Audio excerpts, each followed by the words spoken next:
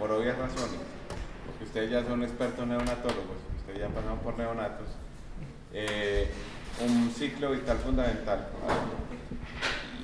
Como para resumir el cuento, hoy por hoy la medicina está enfocada en ciclos vitales. Esos ciclos vitales empiezan desde la concepción prenatal, que sería el primer ciclo vital como lo definiría alguno de nuestros profesores, y posterior a ello seguiría como ciclo vital per se, o sea que en realidad el primer ciclo vital es el enfoque de digamos la medicina de la mujer en estado gestante, y el segundo ciclo vital, que realmente es una pone desde el punto de vista vital, es el neonato. El neonato, por definición, que ustedes ya vieron eso, es aquel niño que va hasta los 30 días postnatales o 28 días para algunos, pero a partir de ahí empiezan otros ciclos vitales. Esos ciclos vitales están definidos como lactantes, preescolares, escolares y por último,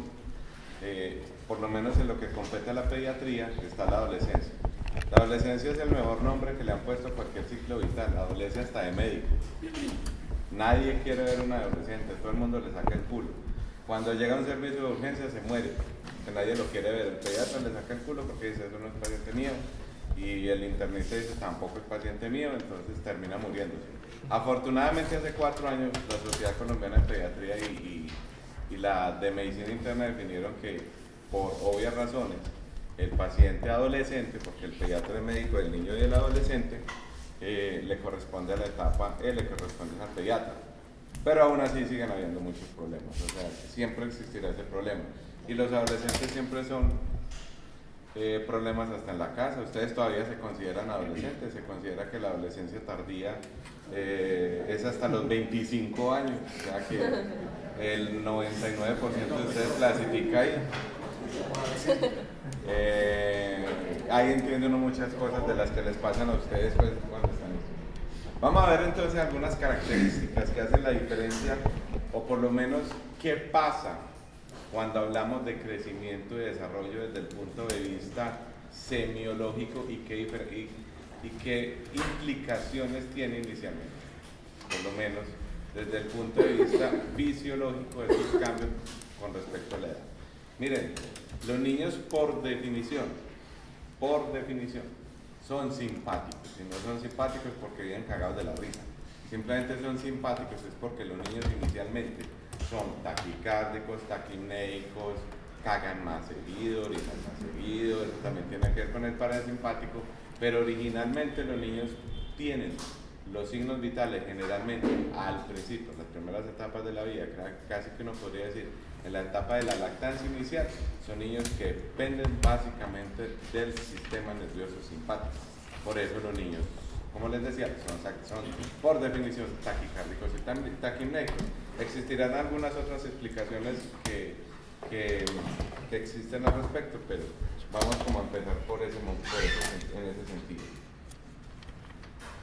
Entonces hay unas características anatomofisiológicas del niño que empiezan desde el neonato per se y que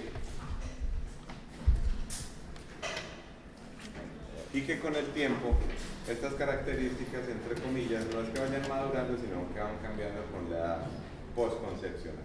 Entonces obviamente al nacer el sistema nervioso, que es el sistema nervioso es el sistema que más representa la inmadurez per se, es un sistema nervioso muy inmaduro, depende básicamente de una actividad refleja. Esa actividad refleja, la mayoría de las cosas que existen en el recién nacido son actitudes reflejas, y esas actitudes reflejas van cambiando con el tiempo. Inicialmente hay unos reflejos primitivos, y esos reflejos primitivos son lo que nos permite sobrevivir. El ser humano es el único ser vivo en el planeta que no es autónomo cuando nace. Si uno cuando nace lo dejan solito y tirado, se muere. Posiblemente un caballo, una vaquita, no se morirán, pero nosotros sí nos morimos, porque dependemos absolutamente de nuestro cuidador prácticamente de todo. Entonces se desarrolla a gran velocidad en los primeros años de vida y se estabiliza más o menos en la etapa preescolar, se establece el sistema nervioso. Ahorita vamos a ver varias características. Siempre que hablamos de crecimiento, tenemos que hablar de 3 etapas fundamentales. Uno que está definido como hiperplasia, que realmente es el que ocurre dentro del útero de la mamá, una etapa que empieza como hipertrofia a partir de que uno nace, es la hiperplasia y la hipertrofia, que es del nacimiento al año, y hay una hipertrofia que ocurre luego del año de vida. ¿Cuál es la etapa de la vida en que más uno crece? Primer año de vida. Sí y no. En el útero de la mamá, esa es la única época en la vida en que uno aumenta 4000 veces su tamaño, su peso y muchas cosas más. Pero es el primer año de vida donde más crece uno. Es en la única época de la vida en que cuando uno nace mide cierta longitud y al año de vida uno ha aumentado el 50% de esa longitud. Es decir, si yo mido 50 centímetros al nacer, esperaría que al año mida 75 centímetros. Eso no ocurre en el primer año de vida. Y son los primeros 3 meses en cuando más se nota ese crecimiento. El aumento de la masa encefálica determina el crecimiento del tamaño del cráneo durante los primeros años de vida. Por eso es tan importante para ustedes, para nosotros como pediatras, el perímetro cefálico. La unidad sellada del cerebro, ¿quién es? Es el cráneo. Si el cráneo se cierra, eso quiere decir que la unidad está sellada.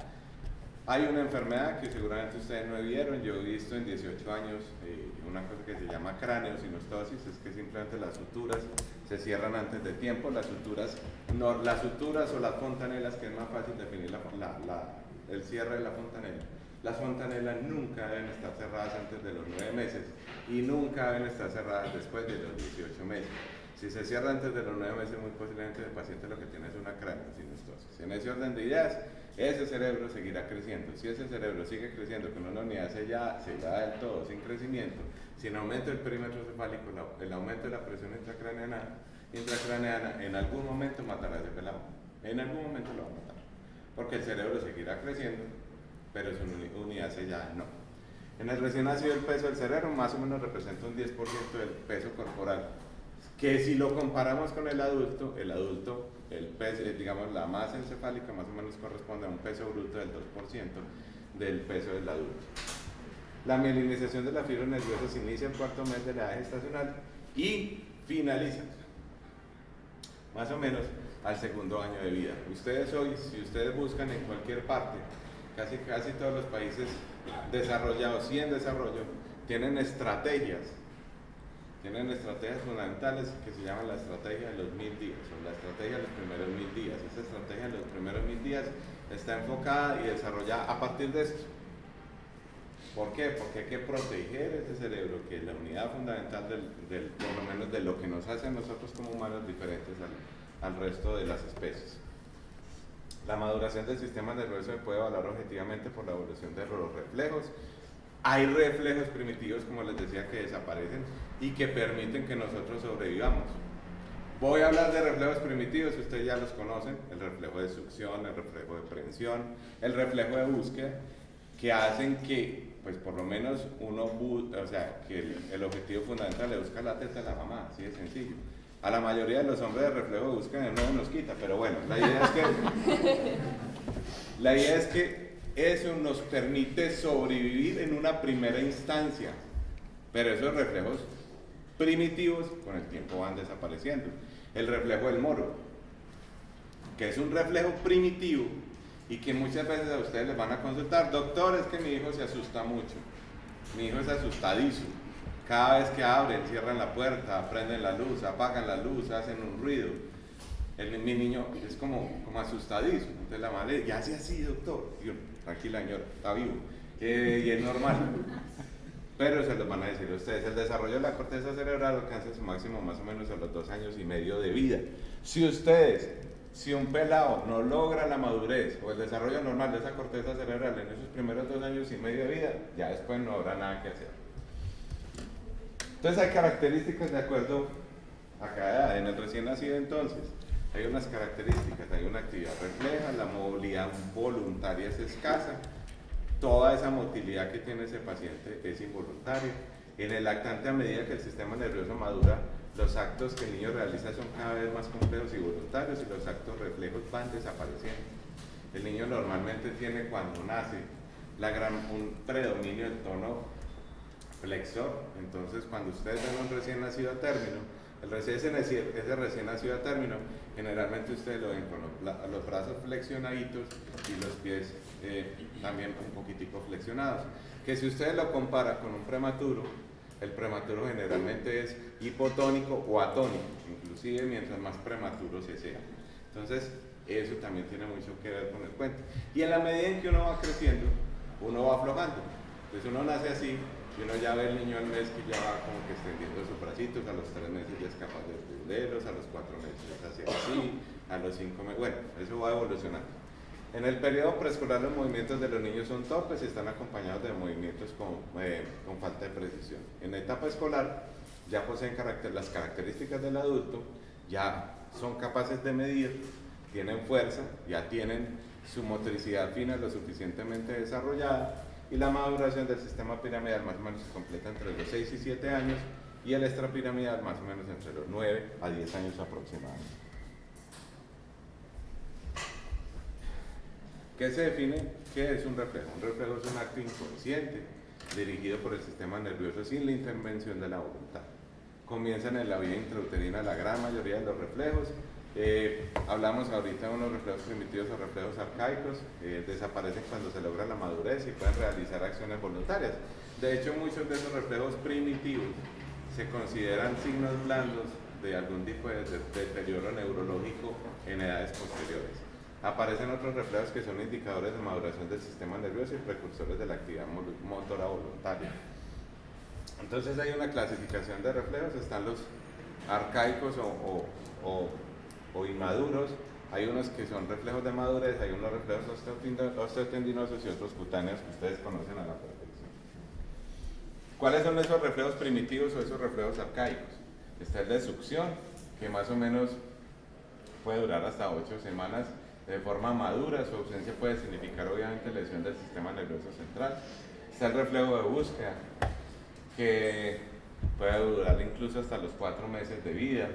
El reflejo de Moro, que más o menos se calcula que puede estar desapareciendo a las 8 semanas, pero en algunos pelados se puede extender incluso hasta las 12 semanas, y ese es el que les decía yo a ustedes ahorita, muy posiblemente los papás les van a decir, es que mi hijo es asustadizo. Puede persistir algunos hasta los 6 meses, pero en forma incompleta, porque el Moro que evalúa, el reflejo del Moro, o sea, cuando uno mira un reflejo del Moro está evaluando la integridad de cordones posteriores de médula ósea, cordones anteriores, está evaluando integridad del sistema nervioso central y periférico, de las conexiones entre el encéfalo y el sistema nervioso periférico. Entonces realmente es un reflejo muy complejo.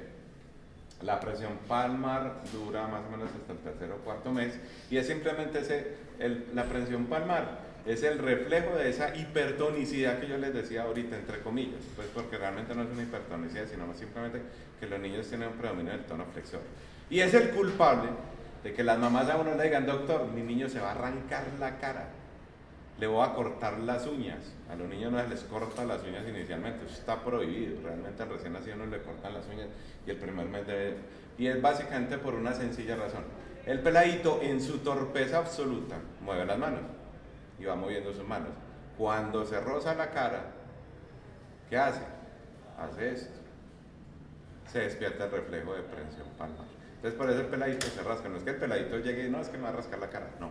Simplemente cuando él está así, se mueve y al tocarla, simplemente la palma, ahí mismo hace esto. Y obviamente los peladitos, la gran mayoría tienen uñas largas, unos pues son como medio Lady Gaga. Entonces se rascan las caras y las mamás son desesperadas por cortarle las uñas. Acuérdense que solamente cortarle la uña, un peladito cortándole la uña, se le jala, la mamá se queda con la uña en la mano. Y pasa muy frecuentemente, eso no es tan raro. La presión plantar puede durar hasta los 6 o 8 meses. La marcha automática, que es, digamos, la marcha automática es la heredera del reflejo del Moro. ¿Por qué les digo que es la heredera del reflejo del Moro? Porque la marcha automática es la que sigue evaluando lo que evaluaba inicialmente el Moro, lo hace en niños más grandes, aparece más o menos a las 6 semanas. Es el niño que uno lo pone, entre comillas, a bipedestar, a caminar, y simplemente cuando pone en contacto los piececitos, el niño empieza a hacer como a moverse como si estuviera caminando. Su ausencia en el recién nacido determina si generalmente habla de un daño neurológico severo. El Babinski es completo hasta el año y es incompleto sin flejar el dedo entre 1 y 2 años, más o menos. Este es el famosísimo reflejo del moro. Se desencadena en respuesta casi a cualquier estímulo brusco. Casi siempre lo que produce es una deflexión brusca de la cabeza. Tiene varias fases. Una base inicial, que el recién nacido lo que hace es abducir los brazos y luego los aduce en actitud de abrazo, acompañado de flexión del cuerpo y muchas veces de llanto. La presión palmar y plantar. Al aplicar presión en palmas y la planta del pie, el recién nacido flexiona sus dedos empuñando la mano o flexando los dedos de los pies. La marcha automática al sostener el recién nacido del tronco e inclinando levemente hacia adelante da unos pasos en forma automática. El reflejo de búsqueda, el recién nacido vuelve su cabeza hacia el lado que se le aplica un estímulo en mejilla o peribucal buscando siempre el pezón o el estímulo de la madre. Porque digamos que en algunas ocasiones es una forma de fisioterapia, digamos, estimular ese reflejo de búsqueda. La succión es un movimiento rítmico coordinado de lengua y boca al colocar un objeto, o sea, un chupo, o sea, el dedo, dentro de ella. La succión, como casi todos los reflejos, tiene fases, o sea, generalmente ustedes que ya pasaron por neonatos muy posiblemente vieron que muchos peladitos se quedan hospitalizados porque no tenían un reflejo adecuado de succión. La succión tiene dos fases. La succión no es un simple movimiento de ya chupé y listo, punto. No es Esperanza Gómez precisamente. Entonces lo que se necesita es que haya una coordinación. La succión tiene dos fases. Una fase que es esta, es una fase de prensión. Y tiene una fase de succión, que ahí sí valdría la pena, que ese sí es el verdadero reflejo de succión, que es de presión negativa. Para que un pelado digamos, coma bien, debe haber una coordinación entre esa succión, esa presión negativa y esa prensión. Esa coordinación digamos, de esas dos fases de la succión se logra solamente en pelados después de la semana 34. Eventualmente, hay algunos niños un poquito más chiquitos que uno puede encontrar esa coordinación, pero generalmente ya, por ejemplo, en pelados que tienen lesiones neurológicas, esa succión, digamos, esa coordinación de la succión se desaparece. Entonces, cambia un poquitico. El reflejo del Landau, que son reflejos de madurez, aparece más o menos a los 3 o 4 meses y comienza a desaparecer en el curso del segundo año. El reflejo del tono cervical o de Magnus aparece más o menos entre el tercero o cuarto mes de vida. El reflejo del paracaídas más o menos entre los 10 a 12 meses y su aparición coincide con el inicio de la marcha. El reflejo del paracaídas no es para que el niño lo tire pues, no es eso, simplemente pónganlo en posición ventral y simplemente lo bajan un poquitico y ustedes ven que el peladito inmediatamente es este movimiento. Es el reflejo del paracaídas que uno siempre lo tiene que evaluar en estos pelados. El sueño. Yo sé que aquí hay mamás, porque tengo mamás aquí pacientes, pero el sueño es una de las cosas que más desespera a las mamás. Y los desespera por muchísimas razones, porque pues el sueño de los niños depende del sueño de los papás. O sea, si los niños duermen, los papás también. Entonces, generalmente, como les digo yo, los primeros 3 meses de vida, nadie duerme en la casa. Normalmente lo que uno espera es que el sueño se madure o se empiece a madurar entre el tercero y quinto mes de vida. Depende mucho de la herencia y depende mucho de otras cosas que ya con el curso de puericultura que vamos a ver muchas cosas al respecto. Entonces el niño se caracteriza por dormir más horas que el adulto, pero en periodos más cortos.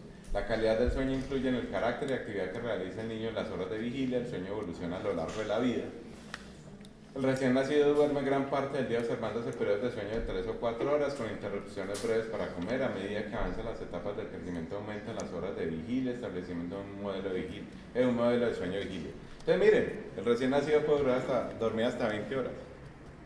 Pero si va todo el mundo a hacerle visita, porque esa es la hijueputa costumbre acá, que llega el tío, pues eso va hasta mamputas a la casa a visitar al peladito, todo el mundo lo pasa de mano en mano, todo el mundo le da piquito en la boca, lo infectan, lo vuelven mierda.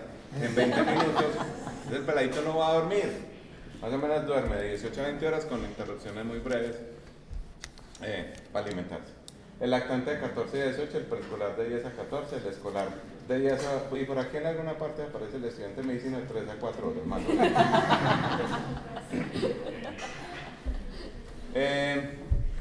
Hay también características en los órganos de los sentidos en estos pelados. El desarrollo de los sentidos permite conocer el desarrollo del sistema nervioso central. Y el desarrollo de los órganos de los sentidos, o por lo menos la madurez de los mismos, sobre todo básicamente dos.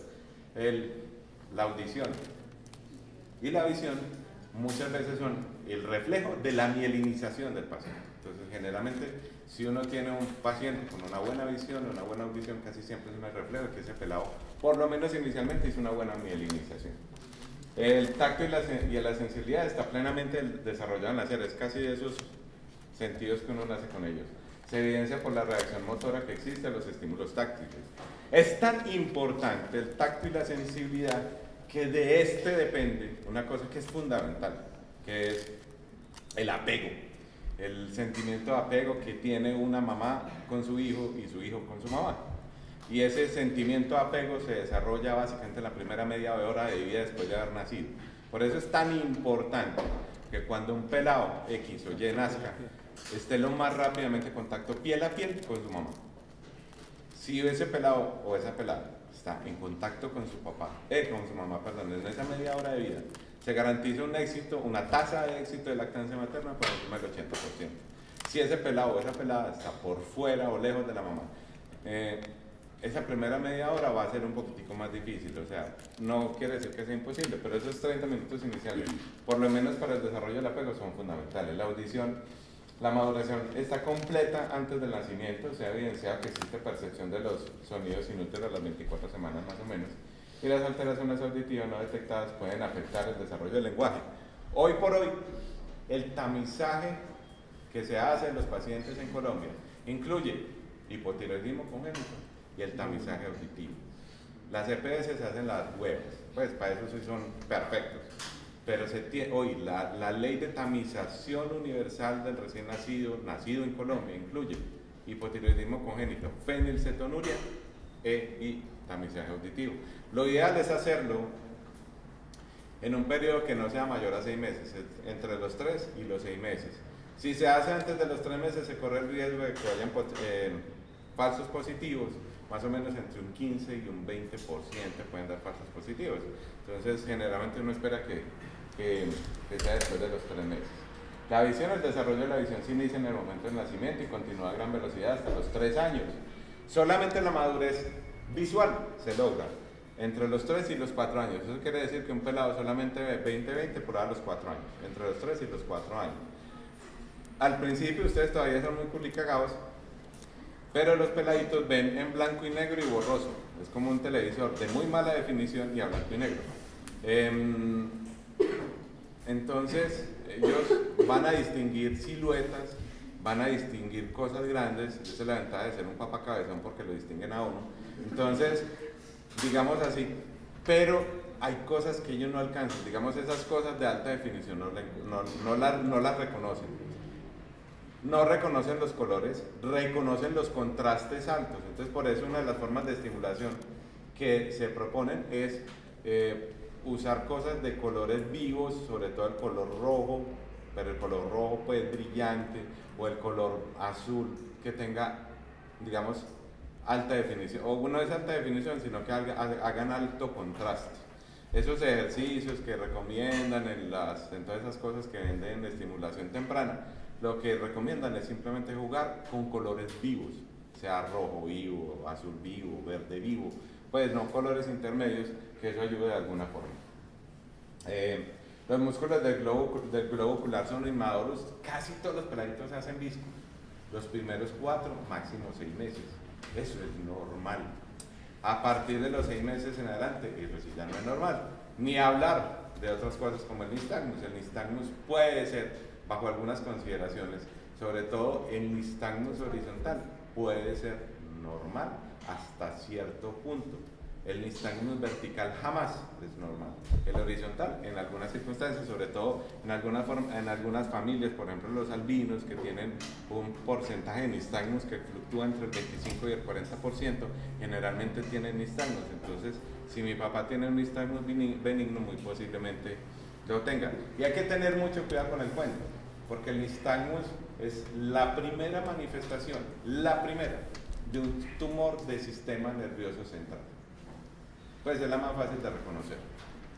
El olfato, todos los receptores olfatorios están maduros al nacer, al 15º día de vida, el recién nacido distingue el olor de la mamá.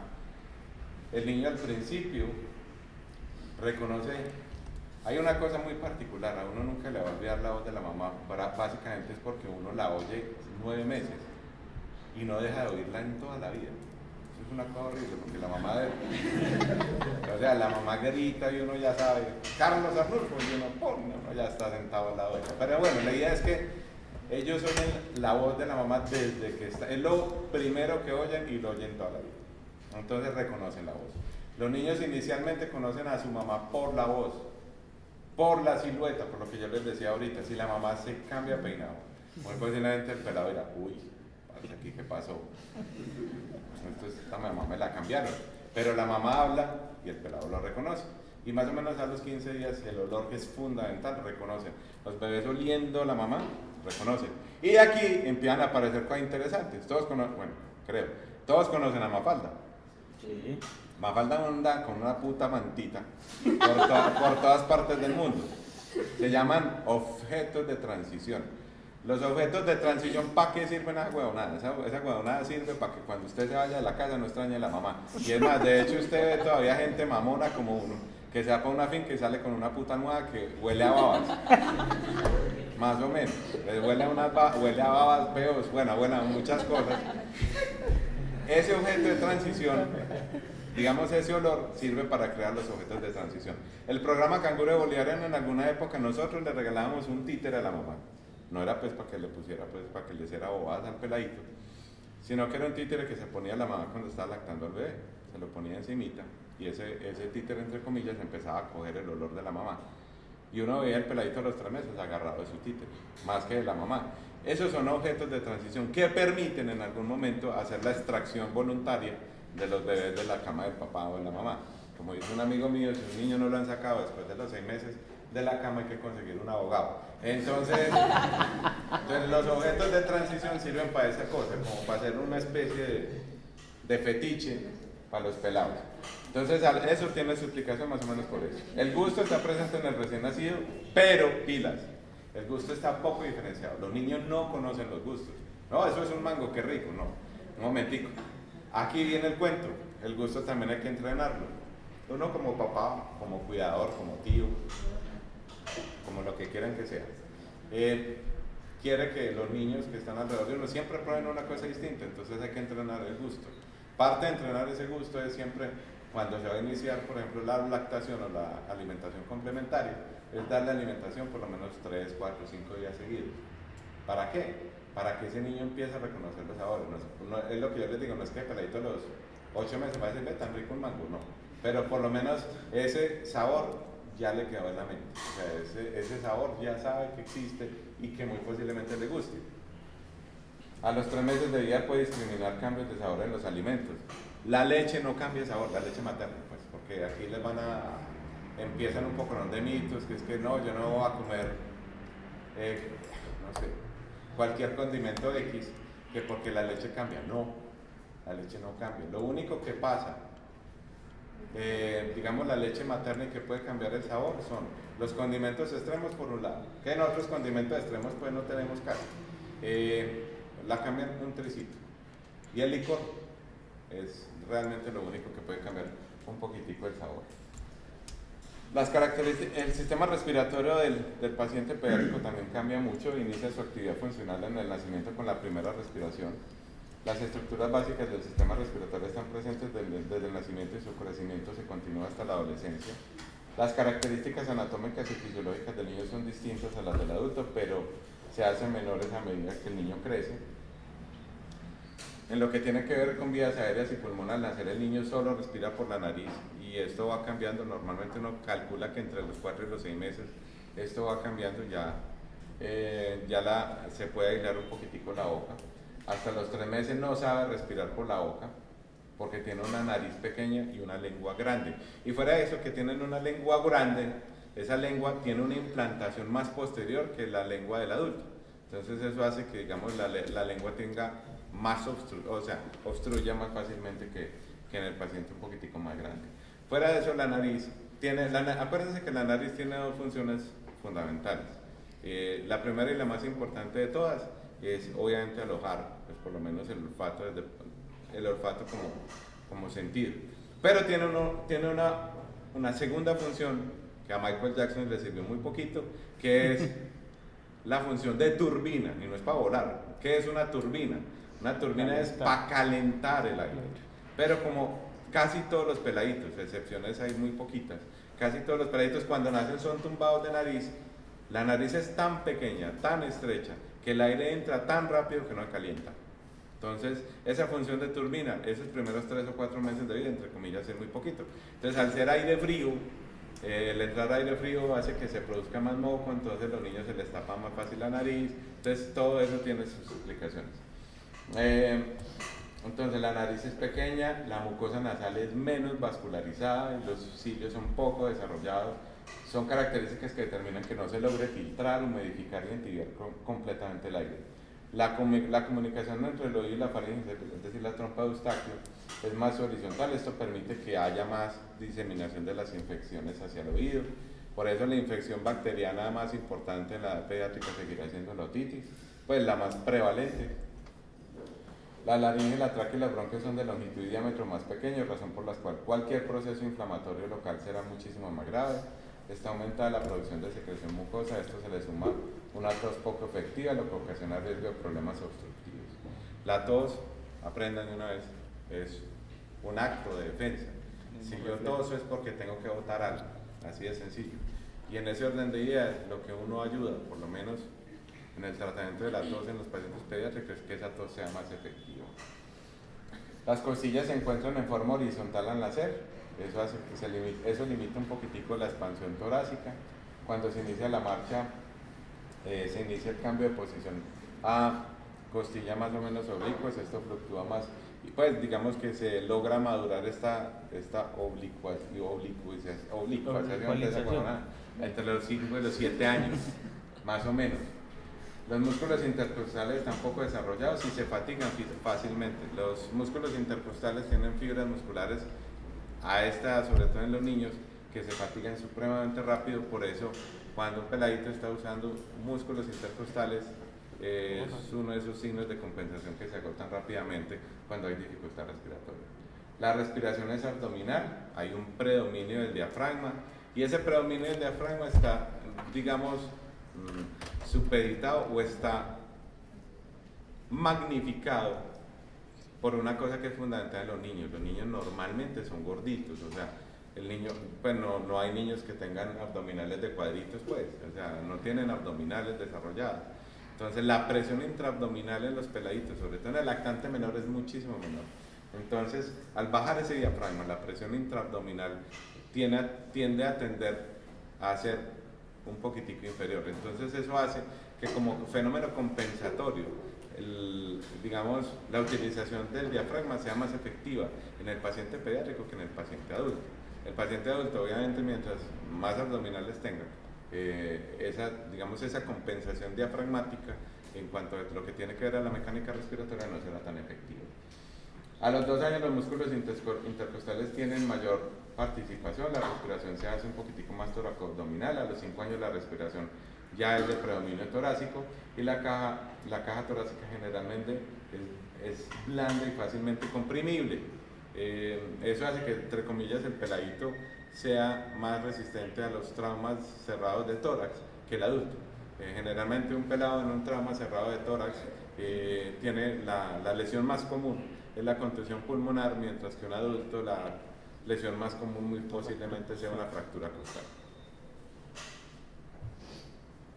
La caja torácica es relativamente pequeña, los órganos intratorácicos son grandes. Si existiera, pero no existe. Un índice entre el mediastino y el tórax. Muy seguramente este índice sería muchísimo más alto en el paciente lactante menor que en el paciente adulto. Entonces los órganos o el mediastino ocupa muchísimo mayor espacio en el tórax que lo que ocupa ese mediastino en un adulto. Eso hace también que se limite un poquitico la capacidad residual funcionando en el paciente pediátrico. Y también eso explico también por qué sean más taquimneicos que dependientes de volumen. A los 12 años los órganos intratorácicos ya más o menos ocupan el 43% del tórax. El contenido de la cavidad abdominal eleva el diafragma a una posición muchísimo más alta, y como mecanismo de compensación durante el periodo de la niñez, una de las cosas más importantes, por lo menos como compensación de síndrome de dificultad respiratoria, es la frecuencia respiratoria. El cuello de los recién nacidos y lactantes es corto, lo que no favorece el paso del aire, sobre todo en situaciones de enfermedades respiratorias. Por ello la importancia de la posición al acostar. Pues acuérdense que está prohibido acostar niños en posiciones diferentes a acostarlos boca arriba. Un niño se acuesta siempre boca arriba, nunca acostarlos de ladito, boca abajo menos. Ya que se volteen solos, bueno, cada uno se suicida como quiere, pero bueno. La frecuencia respiratoria también cambia. El niño, por definición, sobre todo el neonato, pues tiene frecuencias respiratorias más altas, y en la medida en que va creciendo esa frecuencia respiratoria disminuye. En este periodo los pequeños presentan una actividad metabólica aumentada por lo mismo requieren más oxígeno, tienen un proceso de crecimiento y desarrollo. El consumo de oxígeno en un lactante menor es entre 5 y 10 veces más del consumo de oxígeno que en un adulto. Y a veces, bajo algunas situaciones, puede llegar a 10 o 20 veces mayor. Una forma de compensar la necesidad de oxígeno es la frecuencia respiratoria. Es la primera forma de compensarla en comparación con el adulto. A medida que los niños van creciendo, va disminuyendo. La actividad metabólica y el gasto metabólico y el aparato respiratorio aumenta la capacidad residual funcional. Esta es la frecuencia respiratoria normal, más o menos en los niños. En el recién nacido a término hasta 60, en los lactantes de 30 a 40, en el preescolar de 20 a 30 y en el escolar de 15 a 20. El sistema circulatorio es uno de los sistemas que más cambia con el cambio de vida intrauterina y extrauterina. El cambio de más trascendental ocurre en esa época. El cambio de circulación feto-placentaria a una circulación propia. Esto ocurre en las primeras horas de vida, y algunos pueden durar más o menos entre 3 días y algunos que persisten con ese ductus arterioso que ustedes tanto oyeron por allá en neonatos pueden durar varios meses incluso.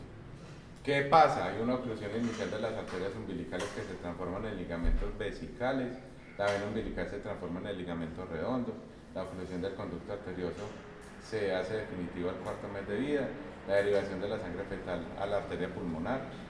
Hay un cierre del foramen oval, que es una CIA durante toda la vida. O sea, el foramen oval es una forma de CIA. O sea, las CIA son de 2 tipos, ostium primum y ostium secundum. Los ostium primum son realmente el foramen oval per se. Los septum secundum son las CIA verdaderas, las que quedan pues mucho tiempo pues ahí. El cierre del conducto venoso se convierte en el ligamento venoso. El corazón tiene una velocidad de crecimiento acelerada más o menos hasta la adolescencia. El corazón del recién nacido pesa más o menos entre 24 y 30 gramos. Durante el primer año de vida duplica su peso y lo cuadruplica entre los 5 y 6 años. Este es el primer semestre que va a dar un taller de electrocardiografía pediátrica, y es porque el electrocardiograma pediátrico es completamente distinto al electrocardiograma del adulto. La explicación está por una sencilla razón. Cuando yo estoy adentro como feto, yo ya no soy un feto, dentro de la mamá, mi circulación, o sea que depende básicamente de la pulmonar inicialmente adentro, hace que mi ventrículo derecho tenga una masa superior a la del ventrículo izquierdo. Entonces cuando yo nazco y le tomo un electrocardiograma de ese pelado, yo no puedo pretender que ese niño tenga un eje a la izquierda. Es decir, si ustedes toman un electrocardiograma a un recién nacido y ese eje es izquierdo, ese pelado está llevado del hijo de puta. Ahí no hay ninguna explicación. Usted tiene que tener una masa superior en el ventrículo derecho, tiene que tener un eje derecho cuando nace. Eso va cambiando. ¿Por qué? Porque el ventrículo izquierdo depende de resistencias, el ventrículo derecho no depende de resistencias, depende de volúmenes. Y en la medida en que cuando yo paso de circulación pulmonar, fetal a circulación, digamos, extrafetal, eso va cambiando. Se supone que más o menos ese eje va haciendo el cambio, va haciendo esto. Se calcula más o menos que a los 6 meses de vida ya el eje debe ser izquierdo, más o menos. Cuando el estímulo de esa poscarga, de esa aorta que está ahí, ese estímulo de resistencias, empieza a hacer el estímulo sobre el ventrículo izquierdo. Y el estímulo que tenía el ventrículo derecho dentro del útero de la mamá, que desapareció, hace que, entre comillas, esa hipertrofia ventricular derecho desaparezca. Entonces miren que si hay cosas muy, pues por lo menos desde el punto de vista semiológico, muy distintas. Tampoco es normal que ustedes le vean el PMI en ese orden de ideas a un recién nacido. No es lógico. Ay, no, el PMI tan lindo en la izquierda. Yo, ¿ah? Y entonces llega el PR. Eso no es normal, pero bueno. Entonces, en los 2 primeros años de vida, la ubicación del corazón es muchísimo más central, ocupa la parte media de la cavidad torácica. Entre los 3 y 4 años, la ubicación del corazón es la misma que en el adulto. Aquí también el mismo cuento, los mecanismos compensatorios desde el punto de vista cardiovascular son justamente efectivos en el paciente pediátrico. Si ustedes encuentran un niño hipotenso, llamen al cura, se está muriendo. O sea, ya los mecanismos compensadores de ese pelado se agotaron, casi siempre. O sea, no quiere decir que no vayan a hacer nada, no solamente llamen al cura, pónganle líquidos semiotrópicos, pero ya los mecanismos compensadores se han agotado. Entonces, cuanto más pequeño es el corazón, más rápida es la frecuencia cardíaca. Depende de la frecuencia cardíaca, miren, pues el gasto cardíaco, que depende básicamente del volumen, entre comillas, del volumen que logra inyectar ese volumen, ese ventrículo, perdón. Como no lo puede cambiar, entonces ¿cómo mejorar ese gasto cardíaco? A punta de frecuencia cardíaca.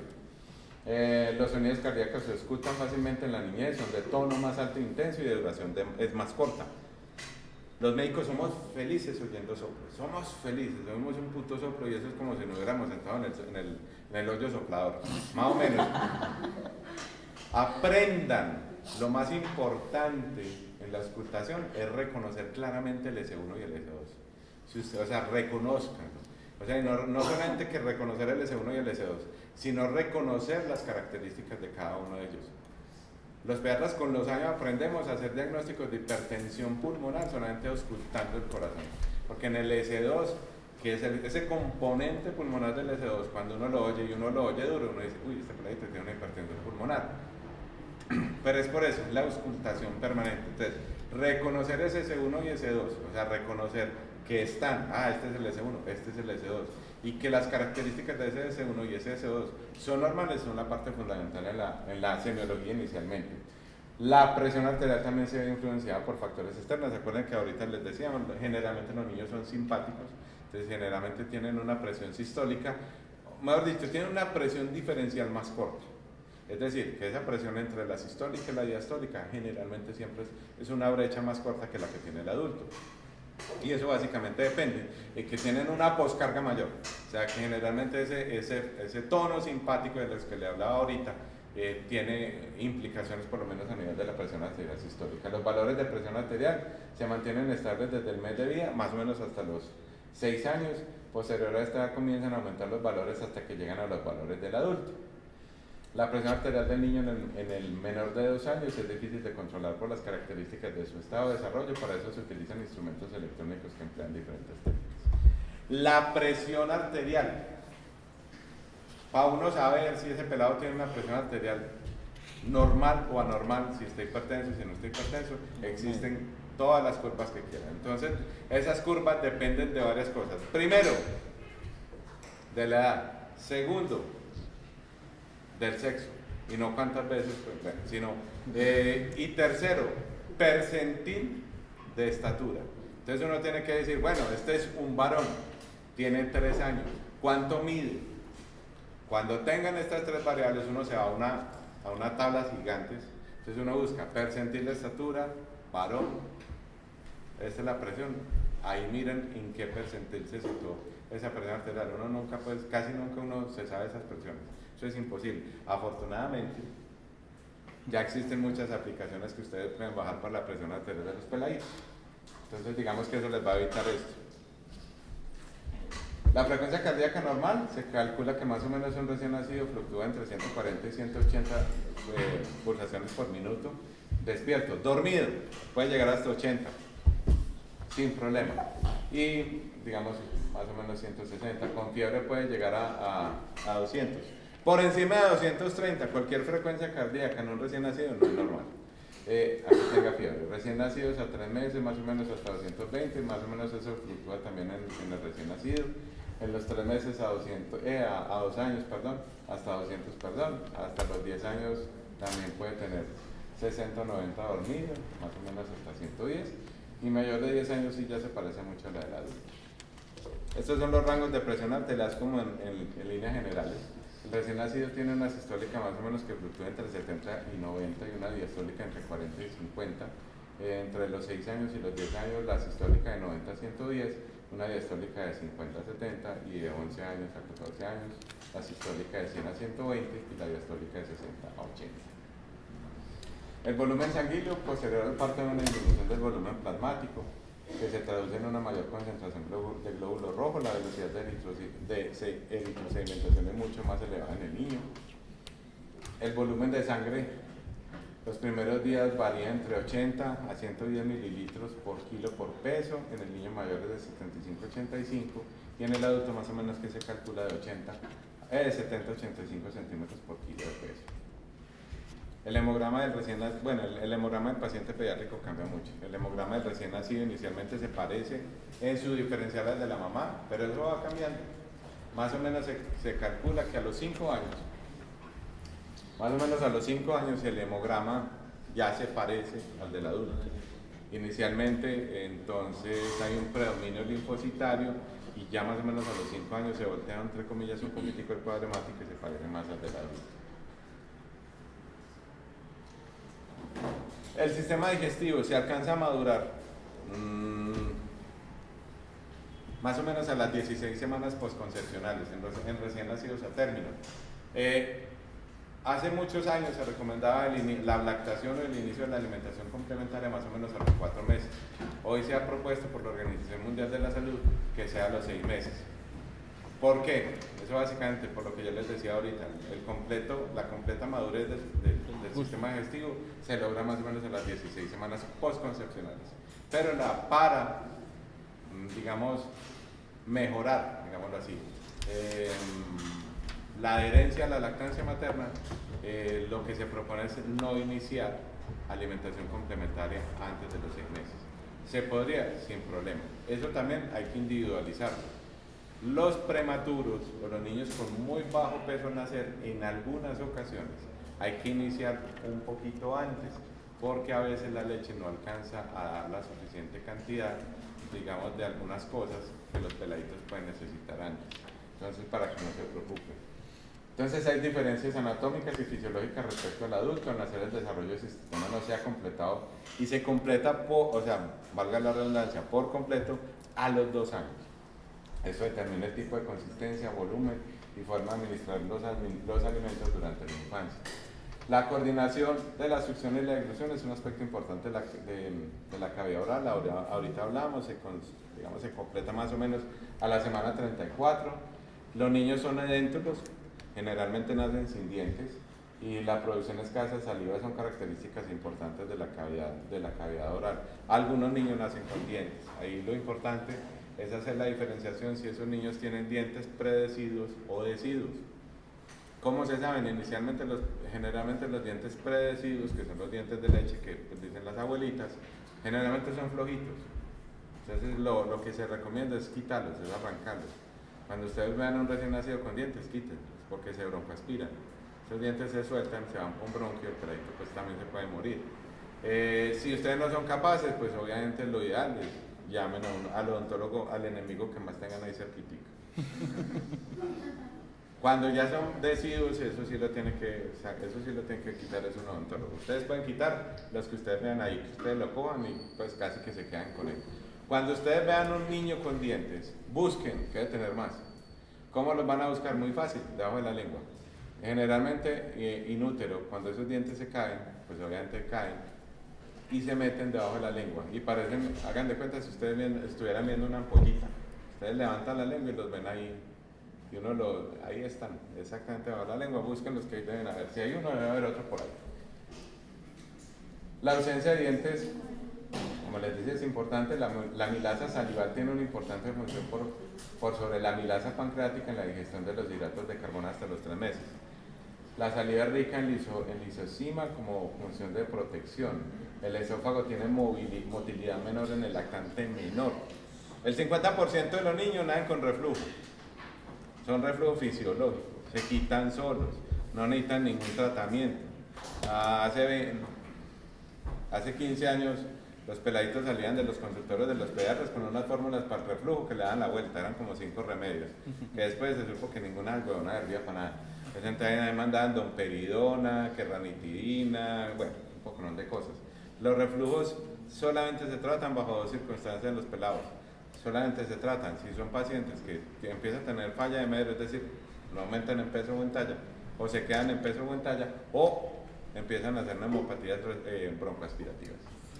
La incapacidad funcional relativa al esfínter del cardio, que es la tendencia al reflujo gastroesofágico. La madurez del esfínter se alcanza más o menos al primer trimestre y finaliza la regurgitación más o menos a los 6 meses de vida. Aquí es importante enseñarle a los papás y que ustedes aprendan.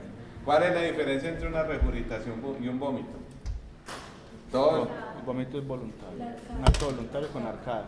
Todos hemos vomitado, ¿cierto? Sí. Creo. El vómito no es agradable, generalmente el vómito está precedido por arcadas casi siempre. El vómito es lejos. Generalmente la regurgitación, primero, no tiene arcadas, no tiene prodromos. Y la otra cosa es que no avisa. Entonces uno le pregunta al papá, ¿su hijo vomita o regurgita? Y él le queda mirándolo a uno así como, ¿usted qué me está preguntando? Entonces usted le dice, venga, cuando usted menos piensa está chorreado. Ah, sí, doctor.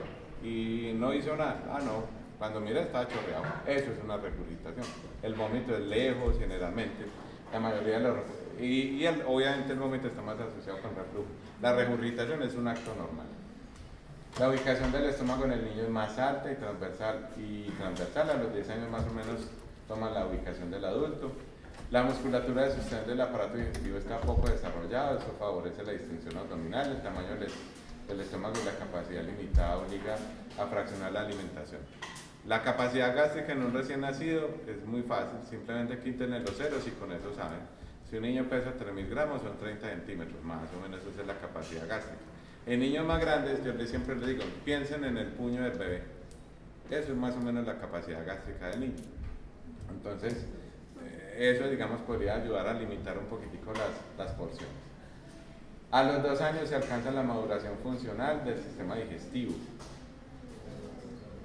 Más o menos la capacidad gástrica en diferentes edades fluctúa mucho, entonces en el recién nacido entre 30 y 90 centímetros.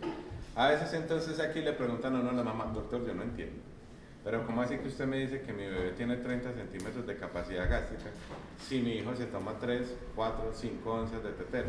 ¿Dónde se las mete? Si ustedes vieron a alguien entenderán el cuento, pero ¿qué pasa? Los niños tienen un reflejo, ustedes saben el reflejo gastrocólico, los niños son comiendo y cagando textualmente, como un gallinazo. Sí. ¿Qué pasa? Tan pronto al bebé le llega un poquitico de comidita al estómago, inmediatamente dilata duodeno y yeyuno, es casi que eso pasa derecho. Entonces casi que uno podría decir que esas 3 onzas, o 4, o 5, que no falta de que tomar las 5, se las tiene distribuidas en el esófago, dentro de su estómago, duodeno y yeyuno. Ahí las tiene distribuidas, ahí sí tiene como meterse 5 onzas. El contenido del líquido del estómago pasa con rapidez al intestino, vaciándose más o menos a las 2 o 4 horas los primeros 3 meses. El tránsito intestinal completo demora máximo en un bebé 14 a 18 horas. Las deposiciones están íntimamente relacionadas con el tipo de alimentos que recibe el lactante. Inicialmente las deposiciones de los niños son líquidas, son explosivas, o sea, uno no está tomando sino leche, entonces la leche obviamente se desdobla, sus azúcares, la lactosa, bueno, todo eso. ¿Y eso en qué vuelve? En un peo interminable, indefinido e infinito. Eso es. A las papás le preguntan a uno, ¿y cómo es el popó? Y uno le dice, Miguelucho. O sea, la mejor definición de popó. No van a volver a comer pues Miguelucho, pues. De cuenta mía, pues. Pero si usted ve un Miguelucho, es el popó un peladito. Lo que pasa es que el Miguelucho sabe bueno, no van a comer un peladito. ¿Qué es eso? Pero es la mejor definición. Solamente hay 2 colores no permitidos en el color de un bebé. En el color del popó de un bebé, porque a mí me llaman doctor, el popó está verde. Ay, déjelo, pues, verde. Pero solamente hay 2 colores no permitidos, blanco y rojo. De resto, pueden popular en todos sus colores, franjas franjas y de posiciones. Yo podría hacer un álbum fotográfico de fotos de popó, de todas las fotos que me mandan todos los días los papás. Doctor, está cagando, déjelo. O sea, blanco porque está asociado con atresia de vías biliares y rojo porque es sangre. Eso no tiene por qué tener deposiciones con sangre. El niño alimentado con lactancia materna, obviamente la leche materna generalmente las deposiciones, la tendencia es a que sean un poquitico más blanditas, pero y a veces incluso hay un sobrenadante, pueden ser hasta líquidas en algunas ocasiones. La causa más frecuente, vea, el peor examen que ustedes pueden mandar en la vida es un coprológico. No hay ningún examen más desorientador en la vida. Es lo peor que uno puede hacer, sobre todo en un recién nacido. Bueno, en un niño alimentado con leche materna, porque es el peor error. Entonces le mandan un coprológico porque el peladito le tiró 2 pedos de más. O sea, porque tiran 2 pedos, eso es una cosa horrible. Ahora los peladitos no los pueden. Y ahí mismo, azúcares reductores, una cruz. Sangre, una cruz. ¡Ay, hueputa! ¿Cómo así? Alergia a la proteína de la leche, intolerancia a la lactosa, señora. Entonces empiezan a hacer un poco de maricadas. Miren, la causa más importante, de por lo menos de, entre comillas, ese aumento de los azúcares reductores es que nosotros, pues cuando hablo de nosotros, es los que trabajamos en instituciones donde nacen peladitos, tenemos un error enorme con las mamás. Es que no les explicamos. Nosotros creemos que todos los peladitos son Esperanza Gómez cuando nacen, o sea, que se pegan de cualquier cosa. No, los peladitos no nacen aprendidos. Ellos no saben, o sea, a pesar de que la lactancia materna depende de reflejos, no quiere decir que nacen aprendidos. Ahorita vamos a ver algo en las charlas de la IEPI, las técnicas de agarre, bueno, muchas cosas. Entonces eso es importante, miren. Nosotros como instituciones donde nacen peladitos, no verificamos que ese peladito se esté pegando bien de la mamá. Y también creemos que la mamá por tener tetas sabe pegar pelado. Eso no es instintivo. O sea, ahí están las tetas. Pero eso no es instintivo. Hay técnicas adecuadas. Cuando una mamá a los 2 o 3 días después de haber nacido un pelado, le dice a uno, doctor, me está doliendo mucho, es que hay algo inadecuado en esa técnica. La lactancia puede doler un poquito. Pero hay mamás que llegan llorando, con heridas. O sea, si una mamá le duele lactar a su hijo, esa señora no va a lactar a su hijo. O sea, con toda seguridad no va a seguir. Entonces es importante, en ese orden de ideas es muy importante vigilar eso. Y a veces digan, doctor, mi hijo, bueno, entonces ahí viene el mismo cuento. Es que está haciendo popó con sangre. Vaya, mire las tetas de esa señora, tiene fisuras. Muy seguramente lo que ese niño está cagando es lo que está comiendo sangre. No solamente leche, sino que esas fisuras y esas heridas que tiene esa mamá en el seno, ahí está saliendo sangre que él está engullendo. Pero bueno, es diferente el popó del niño alimentado con leche artificial o con leche de fórmula que con lactancia materna. La lactancia materna, obviamente, vamos a hablar en alguna de las charlas de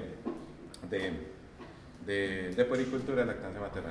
Yo no me voy a detener en eso porque no acabaríamos hoy de los beneficios de la lactancia materna. Las fórmulas de leche, nunca se les olvida que son leche, que son polvo, perdón. Todas las fórmulas salen de polvo, bueno, casi todas. Y esas leches, cuando llegan al estómago, se deshidratan. Y cuando llegan al duodeno, se acaban de deshidratar. Muchas terminan convertidas en una masa. Entonces, muchos pelados terminan con constipación, algunos terminan con más reflujo de lo normal. Entonces, las leches de fórmula, solamente bajo circunstancias muy especiales, casi nunca se necesitan. Hay mamás que no producen buena leche. Yo siempre les he dicho, uno no puede ser tan papista como el papa.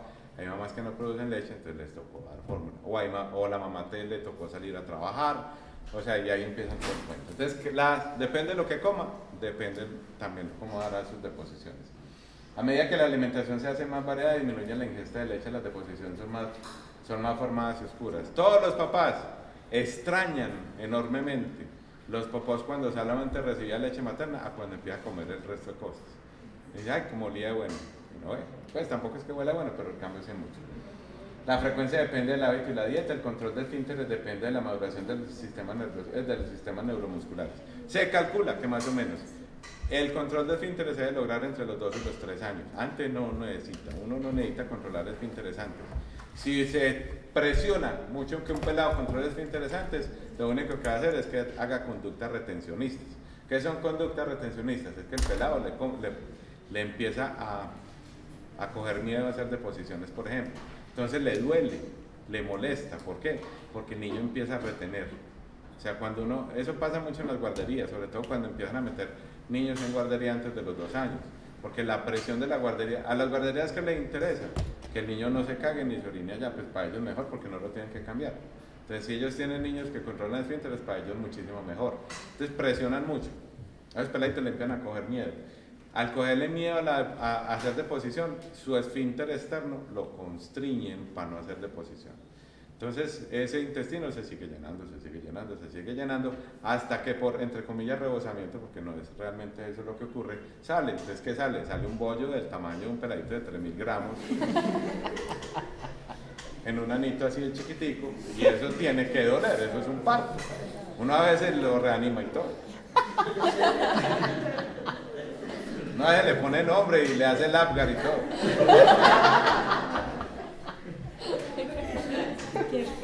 El sistema renal es uno de esos sistemas bastante interesantes en lo que tiene que ver con la maduración. Mire, cuando uno nace, la capacidad de filtración no existe, entre comillas. Entonces, a ustedes, yo sé que los martillaron hasta el cogote con los líquidos endovenosos los primeros 2 días, que entonces primero me ponía sodio, que el potasio le podía poner, bueno, que al principio no necesitaban electrolitos. Y esto básicamente está definido porque la capacidad de excreción del sodio, por lo menos los primeros 2, a veces hasta 3 días, no está lo suficientemente desarrollada. Entonces digamos que esa maduración es postnatal.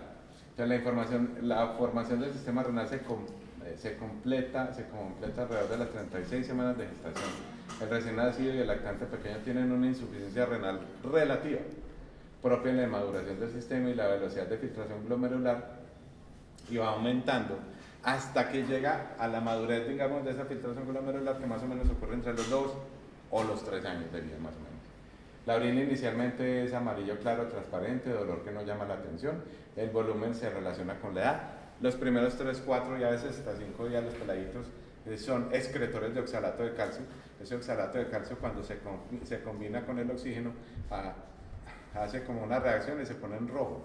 Entonces a veces a uno le llevan al niño a urgencias, pues está orinando sangre. No es que esté orinando sangre, sino que ese oxalato, al ponerse en contacto con el oxígeno, se oxida, valga la redundancia, y se pone rojito, no es hematuria. Para que lo tenga. Entonces le llegan a uno el pañal, doctor, está orinando sangre, y uno ve el trocito rojito ahí, para que lo tengan en consideración. Más o menos este es el volumen total de orina, más o menos un recién nacido de 15 a 60 centímetros más o menos, y a los 12 años de 700 a 1500. Se calcula, y es una forma de saber si un peladito está alimentándose en forma adecuada, que un peladito en los primeros días de vida más o menos orina entre 6 y 8 veces en el día. Si orina menos de 4 veces en el día, ese niño no está recibiendo líquido adecuado.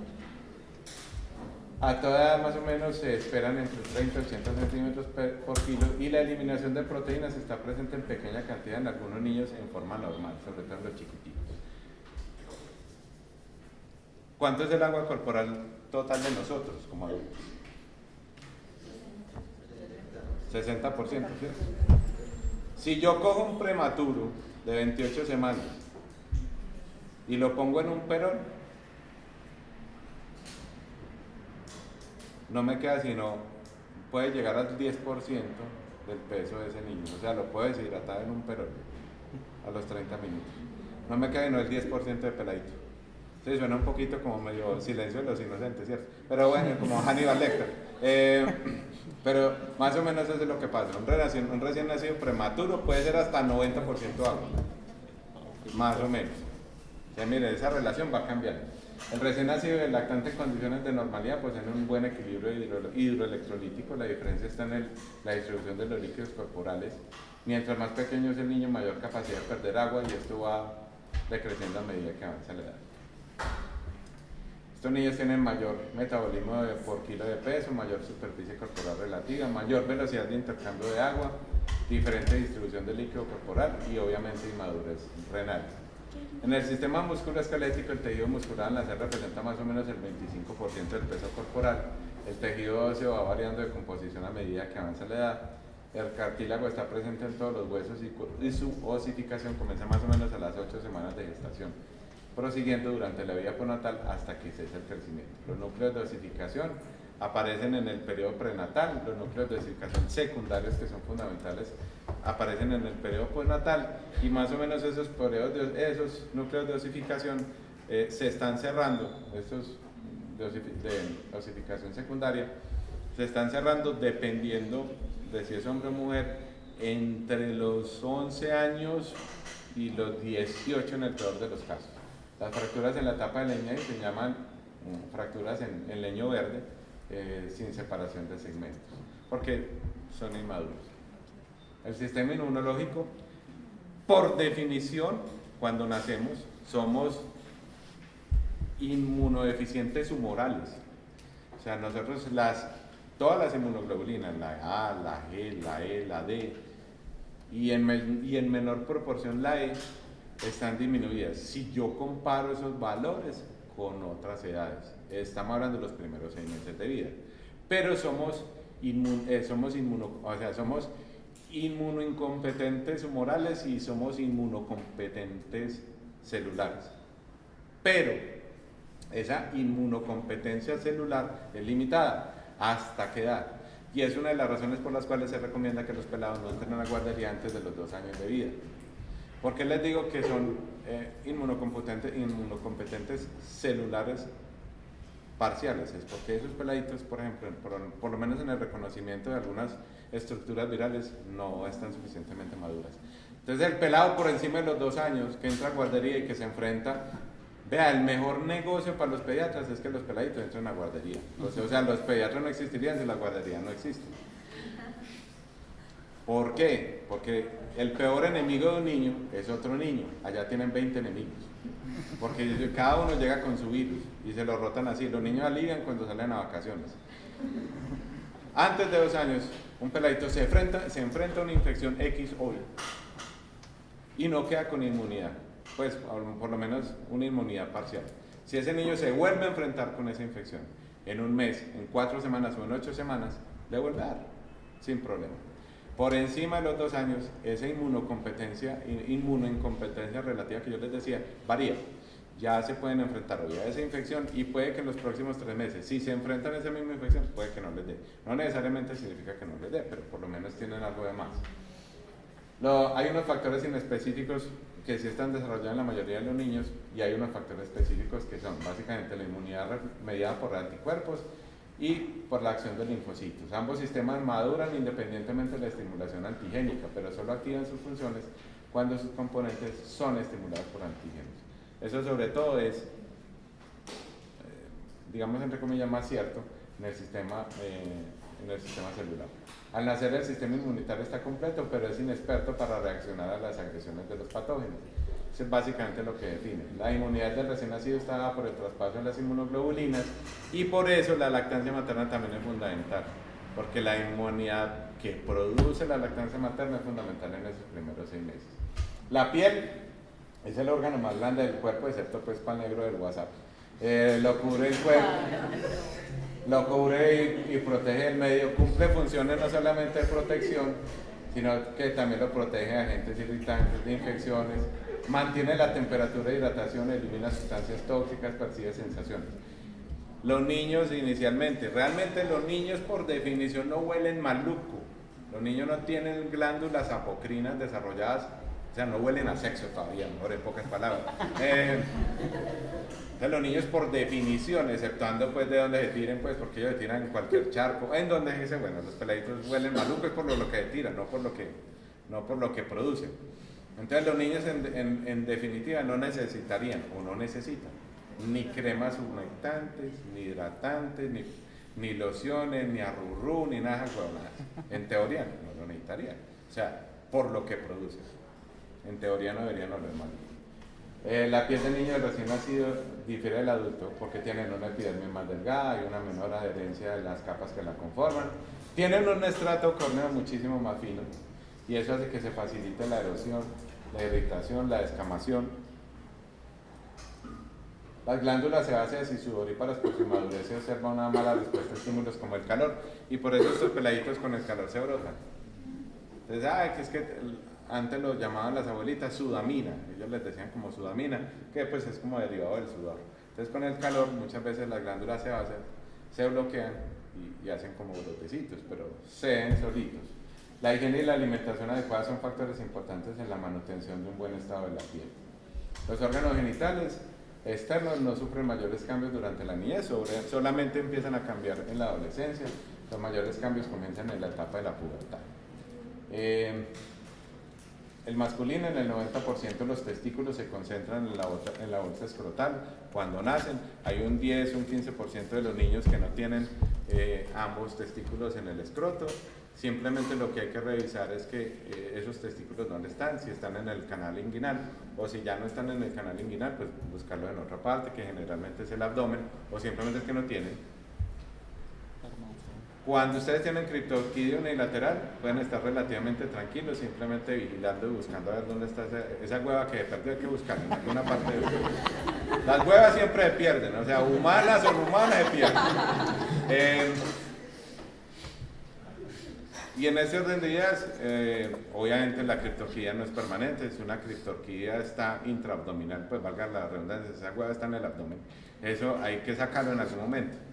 ¿Por qué? Porque se puede volver cancerígena, pues eso se va atrofiando y se puede volver cancerígena.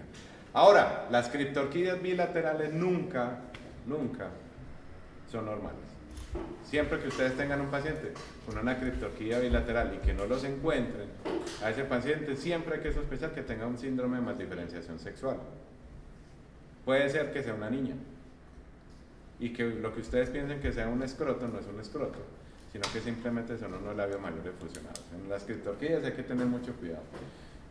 El canal por el que desciende desde la cavidad abdominal se cierra en los primeros meses de vida, el prepucio en el recién nacido lactante es estrecho y su retracción solo permite observar el meato urinario. Ya no se hace. No se les baja el pipí a los pelados en el consultorio, eso es una cosa ridícula. Yo he pasado por las 3 etapas. Cuando estudiaba medicina a uno le decían, le coge el pipí y se lo baja del todo. ¿Qué pasaba? A muchos de esos pelados le pasaba lo mismo que cuando uno se enredaba un anillo por ahí y se le queda y no sale. Entonces a esos peladitos se les quedaba abajo el prepucio. Entonces tenían que salir con el peladito corriendo a buscar un cirujano urgente para que le hicieran circuncisión de urgencia. Porque quedaba abajo así, el pipí así atrapado ahí. Eso ya no se hace. Pasamos a la segunda etapa, cuando yo era residente. Cuando yo era residente, uno le decían todos los días, doctor, le hace un poquitico, ahí a poquitos. Ahí lo van desvirgando a poquitos. Le van bajando eso. Pero ¿qué pasa? Cada bajadita es un microtrauma. ¿Qué hacen las cicatrices cuando, valga la redundancia, cicatrizan? Retraen.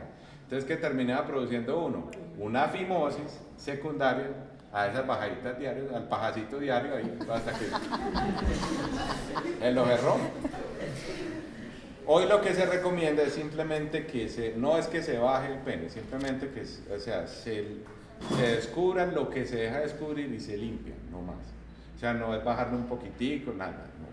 Simplemente tienen los peladitos hasta los 3 años para que les baje del todo. Si no les ha bajado del todo, a los 3 años se lo mandan a un cirujano que ustedes quieran bastante para que lo operen, aunque no siempre es así. Porque realmente la indicación real de circuncisión es si tiene infecciones de repetición, o sea, estoy hablando de infecciones localizadas, que pueden ser balanitis o balanopostitis, o si el peladito cuando va a orinar se le infla eso como una bomba una bombita de agua. Es la única justificación clínica. A la circuncisión le dicen la cirugía de la semen los gringos. ¿Por qué le dicen la cirugía de la semen? Porque M de mamá, de mother. Entonces, la influencia de la mamá, no, quítele eso, que son felices, la mamá son felices pelando pipis.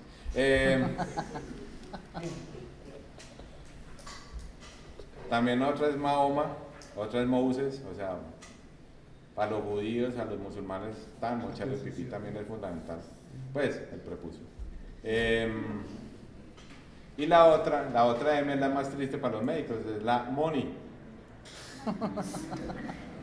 Los cirujanos infantiles en Estados Unidos textualmente viven de cortar prepucios. Entonces esa es la enfermedad de la semen. Bueno, es la cirugía de la semen. Pasemos. Después del año, bueno, en las niñas, simplemente en las recién nacidas. En las recién nacidas es fundamental diferenciar las estructuras normales, obviamente el labio mayor, o sea, las estructuras normales grandes, labios mayores, labios menores, clítoris y fundamental, tratar, porque una vez en consulta no pues porque no ve orinar las niñas pues en el consultorio, tratar de identificar el meatus retral, tratar. Aquí, por ejemplo, aquí después menciona el útero, generalmente está hipertrófico, sobre todo en las primeras 8 semanas de vida por influjo hormonal, y los ovarios crecen durante el primer semestre y entre los 12 o 15 años ya alcanzan el volumen que normalmente debe tener. Es fundamental también observar y enseñarles a las mamás el aseo genital. Obviamente existen más, ¿cómo se llama? Más tabús con las niñas que con los niños. Las mamás a veces sobre todo les da miedo como limpiar la vaginita, como limpiarla entre los labios menores. Entonces, ¿qué pasa? Digamos, esas mamás, como no limpian, se empiezan a hacer una adherencia entre los labios menores y hacen sinequias. Una vez ve peladitas que le llaman a uno en el consultorio, uno ve el clítoris y ahí para abajo, cerradas, se sellan completamente, es como si le hubieran puesto un cierre. Entonces es porque a esas mamás les da por tabú, no le limpian la vaginita, entonces uno le enseña, ¿verdad? Con una toallita, no sé, pues bueno, con un pañito, con lo que quieran, todos los días separarles los labios menores, sepárenlos, enséñenles, ustedes son los primeros que van a ver a esas mamás. Les da miedo porque ay, la vamos a desvirgar, le vamos a dañar el himen, entonces empiezan un poco, no, enséñenles eso. ¿Por qué? Porque eso se empieza a cerrar así, hasta que llega aquí al vértice del clítoris. Y esto aquí empieza a retener orina. O sea, mucha de la orina se empieza a ir hacia ese introito. Es más, hay niñas que tienen sinequias tan grandes que a veces obstruyen el meato urinario. O sea, se cierra tanto que alcanzan a obstruir. Empiezan a hacer infecciones urinarias, es una cosa aterradora. Yo a veces no entiendo cómo veo yo en mi consultorio viendo cosas de estas al siglo XXI, pero a veces uno las ve. Y son cosas tan sencillas que uno le explica, señora, mire, límpielo, son cosas sencillas, les da miedo. Lo van a ver más ustedes que yo con seguridad. En los pueblos es muchísimo más frecuente. Los papás les da pena, miedo, bueno, muchas cosas. Y otra cosa fundamental, el tamaño del clítoris. Miren, el tamaño del clítoris, aunque eso ha cambiado últimamente, se supone que no debe ser mayor a 0.8 centímetros. Eso cambió antes de Esperanza Gómez, después de Esperanza Gómez. Entonces la idea es, miren eso, es fundamental. Obviamente no pueden tener vello púbico, la recién nacido, ni ninguna de otras cosas. Y vamos a hablar, en alguna clase vamos a hablar de pubertad precoz, entonces no me va a entrar en eso. Entonces recién nacido, ya saben ustedes, corresponde al nacido entre la semana 37 y 42, de peso adecuado y sin patología presente, según la Organización Mundial de la Salud es hasta el día 28 postnatal. Se clasifica en pretérmino menor de 37 semanas, a término hasta las 42 y posttérmino por encima de las 42.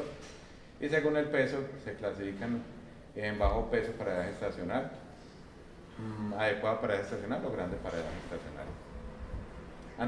Antropométricamente hablando, el recién nacido normal fluctúa. Aquí ponen, la Organización Mundial de la Salud dice que entre 3.000, pero si uno mira los percentiles de los niños de 37 semanas a la semana 42, puede fluctuar entre los 2.800, entre los 2.500 y hasta 3.890 gramos. Saben ustedes que todos los niños bajan de peso los primeros días de vida, que explicarles los copas es fundamental y que eso se debe recuperar fácilmente.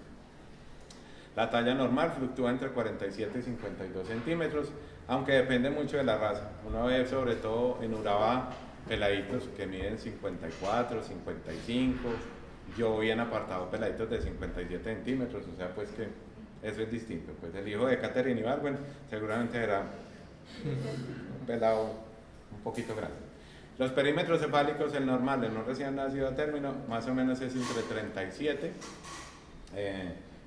37 y 40 centímetros. Hay una forma fácil de hacer el cálculo del perímetro cefálico. Es la talla del bebé dividido 2 más 10, más o menos 2.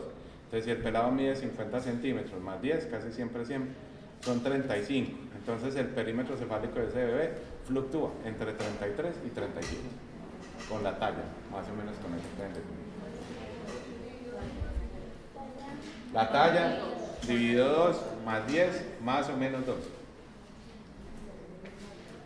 El macrocefálico, cuando uno nace la cabeza corresponde más o menos a un cuarto, un cuarto de la talla, mientras que en el adulto más o menos un octavo.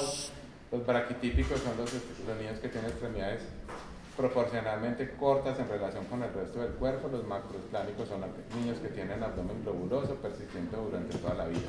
El cráneo, ustedes ya lo vieron, normalmente en el recién nacido lo que tienen que buscar obviamente es el perímetro cefálico, la forma, mirar que las fontanelas estén abiertas, sobre todo la fontanela anterior.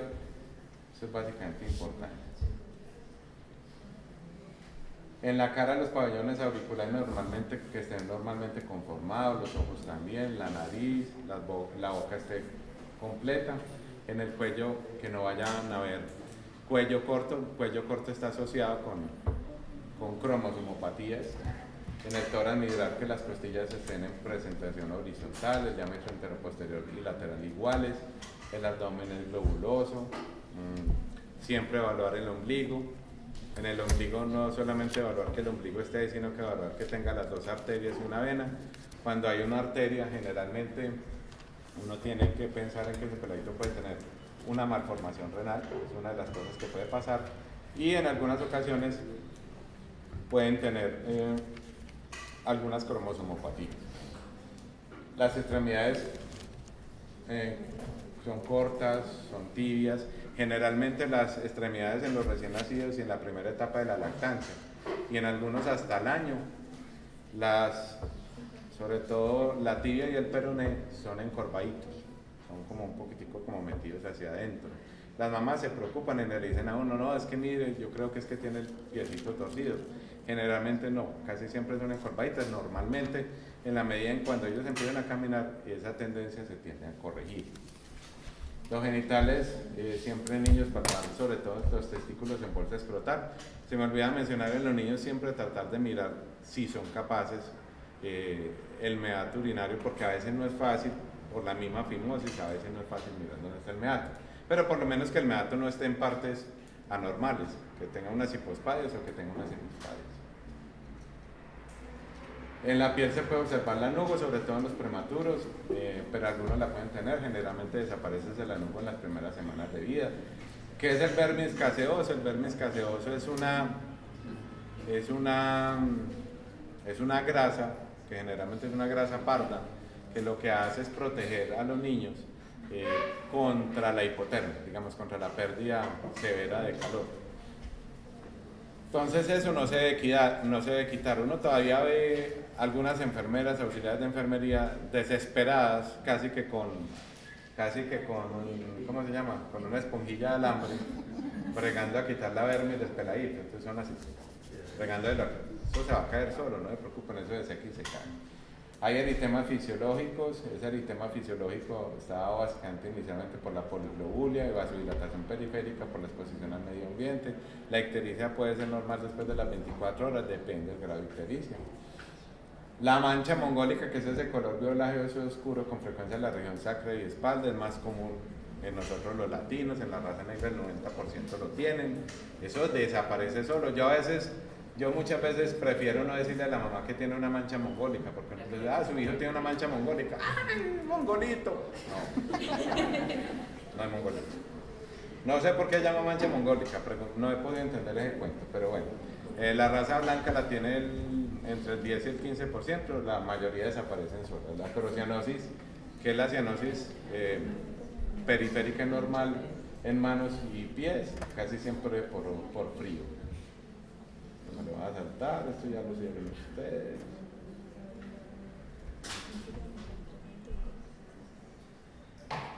Esto casi todo esto es de recién.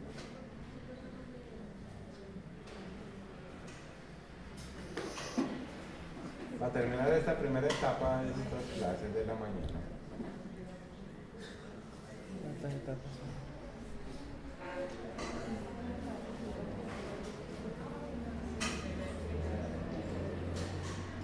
Vamos a ver algunas diferencias, sobre todo en el neurodesarrollo de cada una de las edades de los pelados. Cuando hablamos de crecimiento y desarrollo, hablamos básicamente de dos términos que en sí están relacionados. El crecimiento es un fenómeno biológico, dinámico, que se expresa por el aumento en el número de células y el tamaño de las mismas, que es la hipertrofia. El desarrollo es un proceso fisiológico que indica la diferenciación progresiva de órganos y tejidos con adquisición y perfeccionamiento de sus funciones. Entonces, esto es más o menos lo que cambia un peladito en ese primer año de vida, inicialmente a nivel pondoestatura. Al nacer más o menos un pelado pesa entre 2.500 y 3.500 gramos, más o menos al año aumenta de 10 a 15 gramos por día, o sea que más o menos puede aumentar de 300 a 450 gramos por mes. Mientras que si ustedes miran, el primer trimestre pueden aumentar hasta 900 gramos por mes. Entonces eso varía mucho. Al nacer miden más o menos 50 centímetros. Se calcula que al cuarto trimestre estos peladitos ya no crecen ese 2,5 o 3 centímetros que aumentan en talla los primeros 3 meses, ya se reduce más o menos entre 1 y 1,5 centímetros por mes al año. Y el perímetro cefálico más o menos es 35 centímetros, se calcula que más o menos los primeros 3 meses de vida pueden aumentar hasta 2 centímetros por mes y al año ya aumentan 0,5 centímetros por mes. ¿Qué pasa? ¿Qué pasa entonces?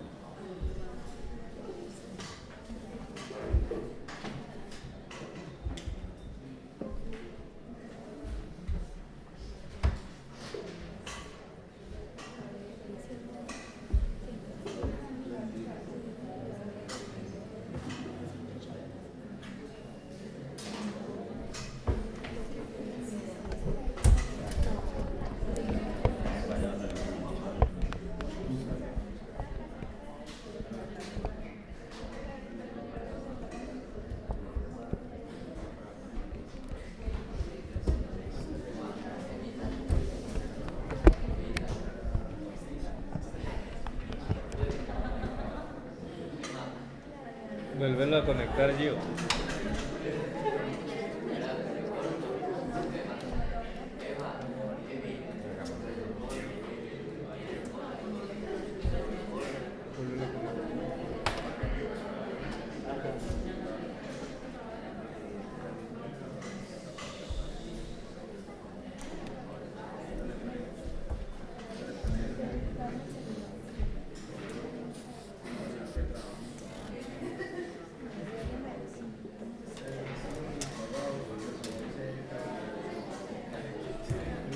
Más o menos, estas son las diferencias de cada una de las edades de cómo se ve un peladito.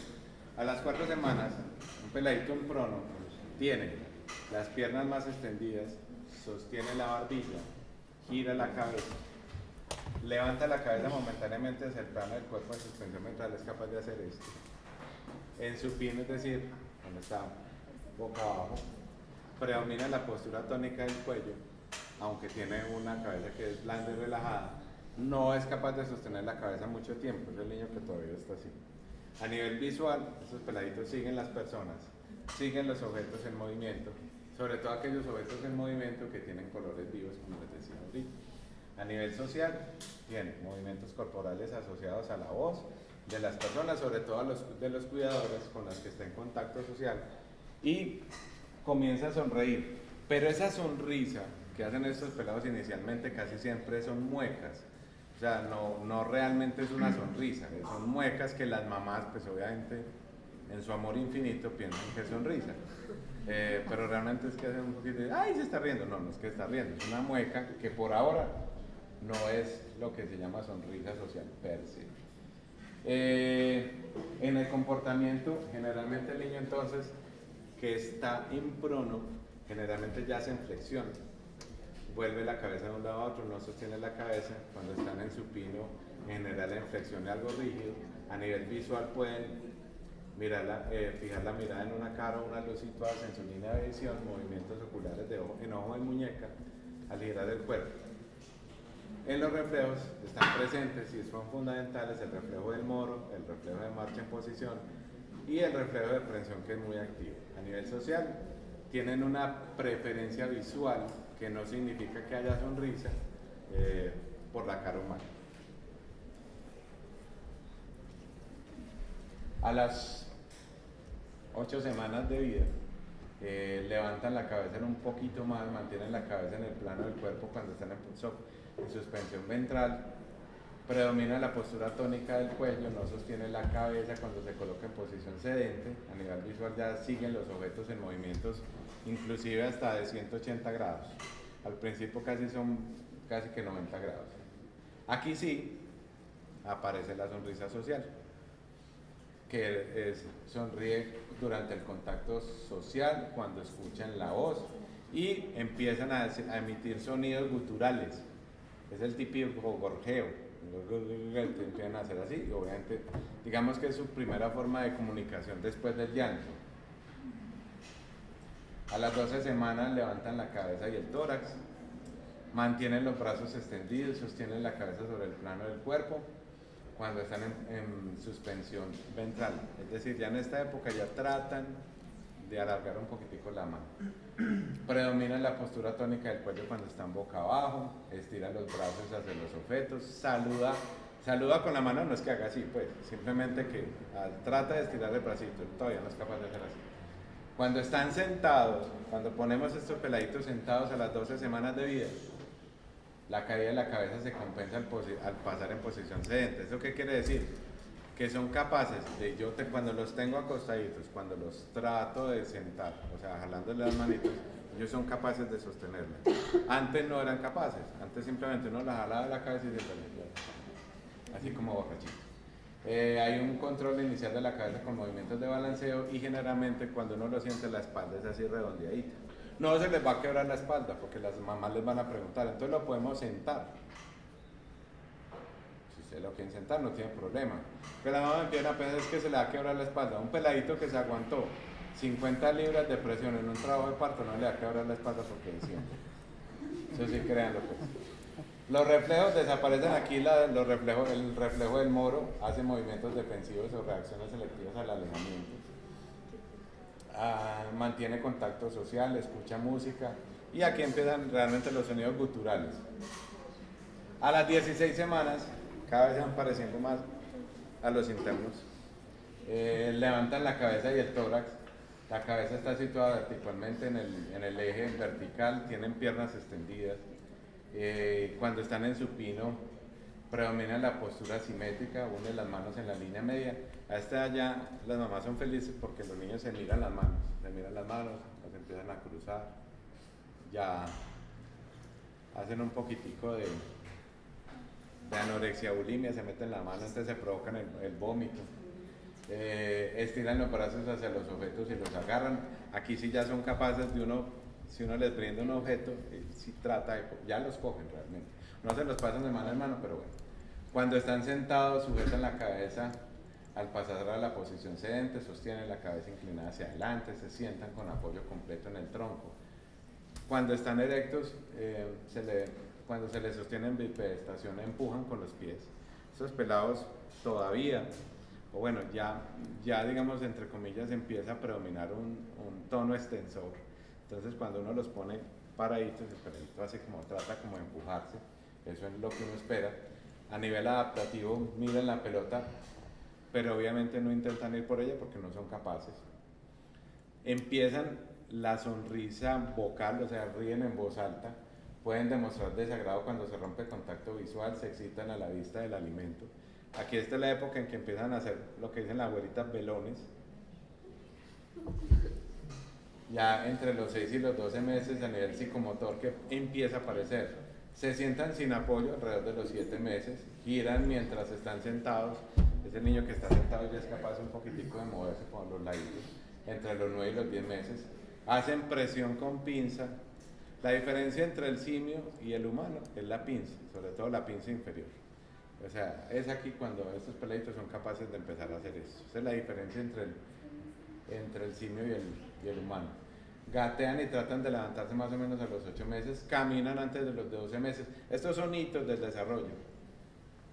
Estoy hablando del promedio, no estoy hablando de los plazos máximos, porque uno puede esperar que un pelado camine más o menos hasta los 16 o 18 meses. Algunos se demoran más, otros se demoran un poquitico menos. Pueden dar vueltas, pasan los objetos de una mano a otra. Esto ocurre más o menos entre los 8 y los 9 meses. El peladito ya como que se pasa cositas. Y aquí empieza un juego que para los papás, pues uno, tal vez es de los primeros juegos que uno hace contacto con el niño, que ese niño empieza a tirar. El niño tira, uno recoge, se lo entrega y vuelve a tirar. Uno vuelve, se lo entrega y vuelve. Ese es el primer juego, entre comillas, que hace con los papás. Para él es un juego, para uno no, pero bueno. A nivel cognitivo, examinan los objetos, los miran detenidamente, ya hacen juegos complejos, como les decía ahorita, eso de tirar cosas para ellos es un juego complejo. Tienen constancia del objeto, más o menos entre los 6 y los 12 meses. Cuando yo hablo de constancia del objeto, pues para un niño antes de los 6 meses es lo mismo el televisor que el papá o la mamá, pues entre comillas, hablando de objetos, la diferenciación entre objetos y personas. A nivel emocional compara lo conocido con lo no conocido, y aquí empieza la angustia de separación. Por eso es tan importante entender los procesos. No es lo mismo examinar un recién nacido o un niño hasta los 6 meses de vida que después de los 6 meses de vida. Yo muchas veces les digo a los papás en el consultorio, después de los 6 meses, en algún momento, casi siempre entre los 9 y 10 meses, los pelados empiezan a odiar al médico, y eso es normal, porque existe la angustia de separación. Entonces la recomendación muchas veces es que cuando ustedes tengan como en el consultorio, ojalá examinen esos bebés en el regazo de los papás. Es decir, acuéstenlo encima de los papás. Ahí sentaditos, y si lo pueden examinar ahí, muy fácil. Igual les va a llorar. Pero para que no se separe pues de los papás. En esta época empieza la comunicación no verbal de los pelados con sus papás. Son muy gesticulares.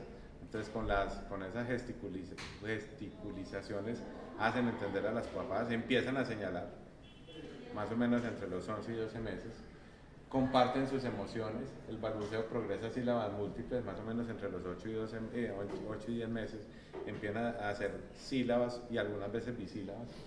Los libros de dibujos en el contexto son el contexto ideal para el enseñar. Entre los 12 y los 18 meses, el desarrollo psicomotor tiene un crecimiento más lento que en ese primer año de vida, como les decía.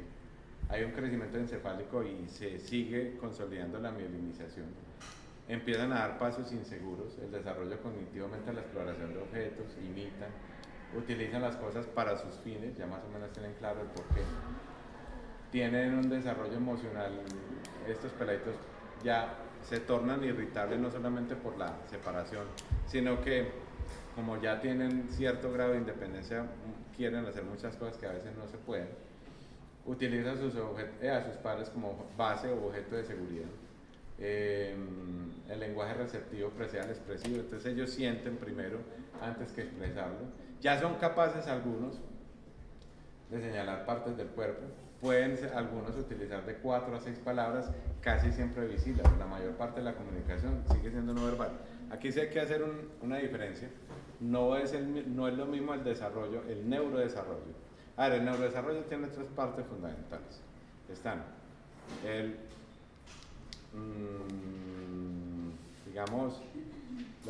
movimiento el movimiento grueso o el motriz grueso, el motriz fino y el lenguaje. En el motriz grueso, las cosas grandes o los hitos grandes son básicamente sentarse, caminar, correr. En el motriz fino, tal vez el hito más importante de todos, como les decía ahorita, es simplemente la utilización de la pinza. Pero también en el motriz fino está el pasarse cosas de mano en mano. Cuando esté un poquitico más grande, por ahí a los 12, 13 meses, ya empiezan a coger crayolas. Esas crayolas, lo primero es cogerla, más o menos entre los 12, 13, 14 meses. Lo segundo es rayar, inicialmente van a hacer rayas obviamente horizontales, y en la medida en que vaya pasando el tiempo, ellos serán capaces de hacer circulitos, después imitarán objetos, imitarán dibujos, después harán, otras cosas un poquito más complejas. Lo que les quería decir es que cada uno es distinto. Los sexos tienen diferencias. Desde el punto de vista filogenético, el área del lenguaje en las mujeres, del razonamiento abstracto del lenguaje y algunas formas de razonamiento matemático son muchísimo más grandes. Desde el punto de vista filogenético, las niñas aprenden, no comparen nunca una niña de 2 años con un niño de 2 años. Una niña de 2 años es una cacatúa, habla, perfecto, puede tener 10 o 20 palabras claritas. Un niño no. Usted ve a veces niños a los 2 años que le dicen a la mamá, doctor, ¿será que es mudo? Pues no habla. No, es que filogenéticamente el desarrollo, el área del lenguaje de las mujeres está muchísimo más desarrollada. Las mujeres aprenden a hablar muchísimo más rápido y nunca se callan. Eso es normal.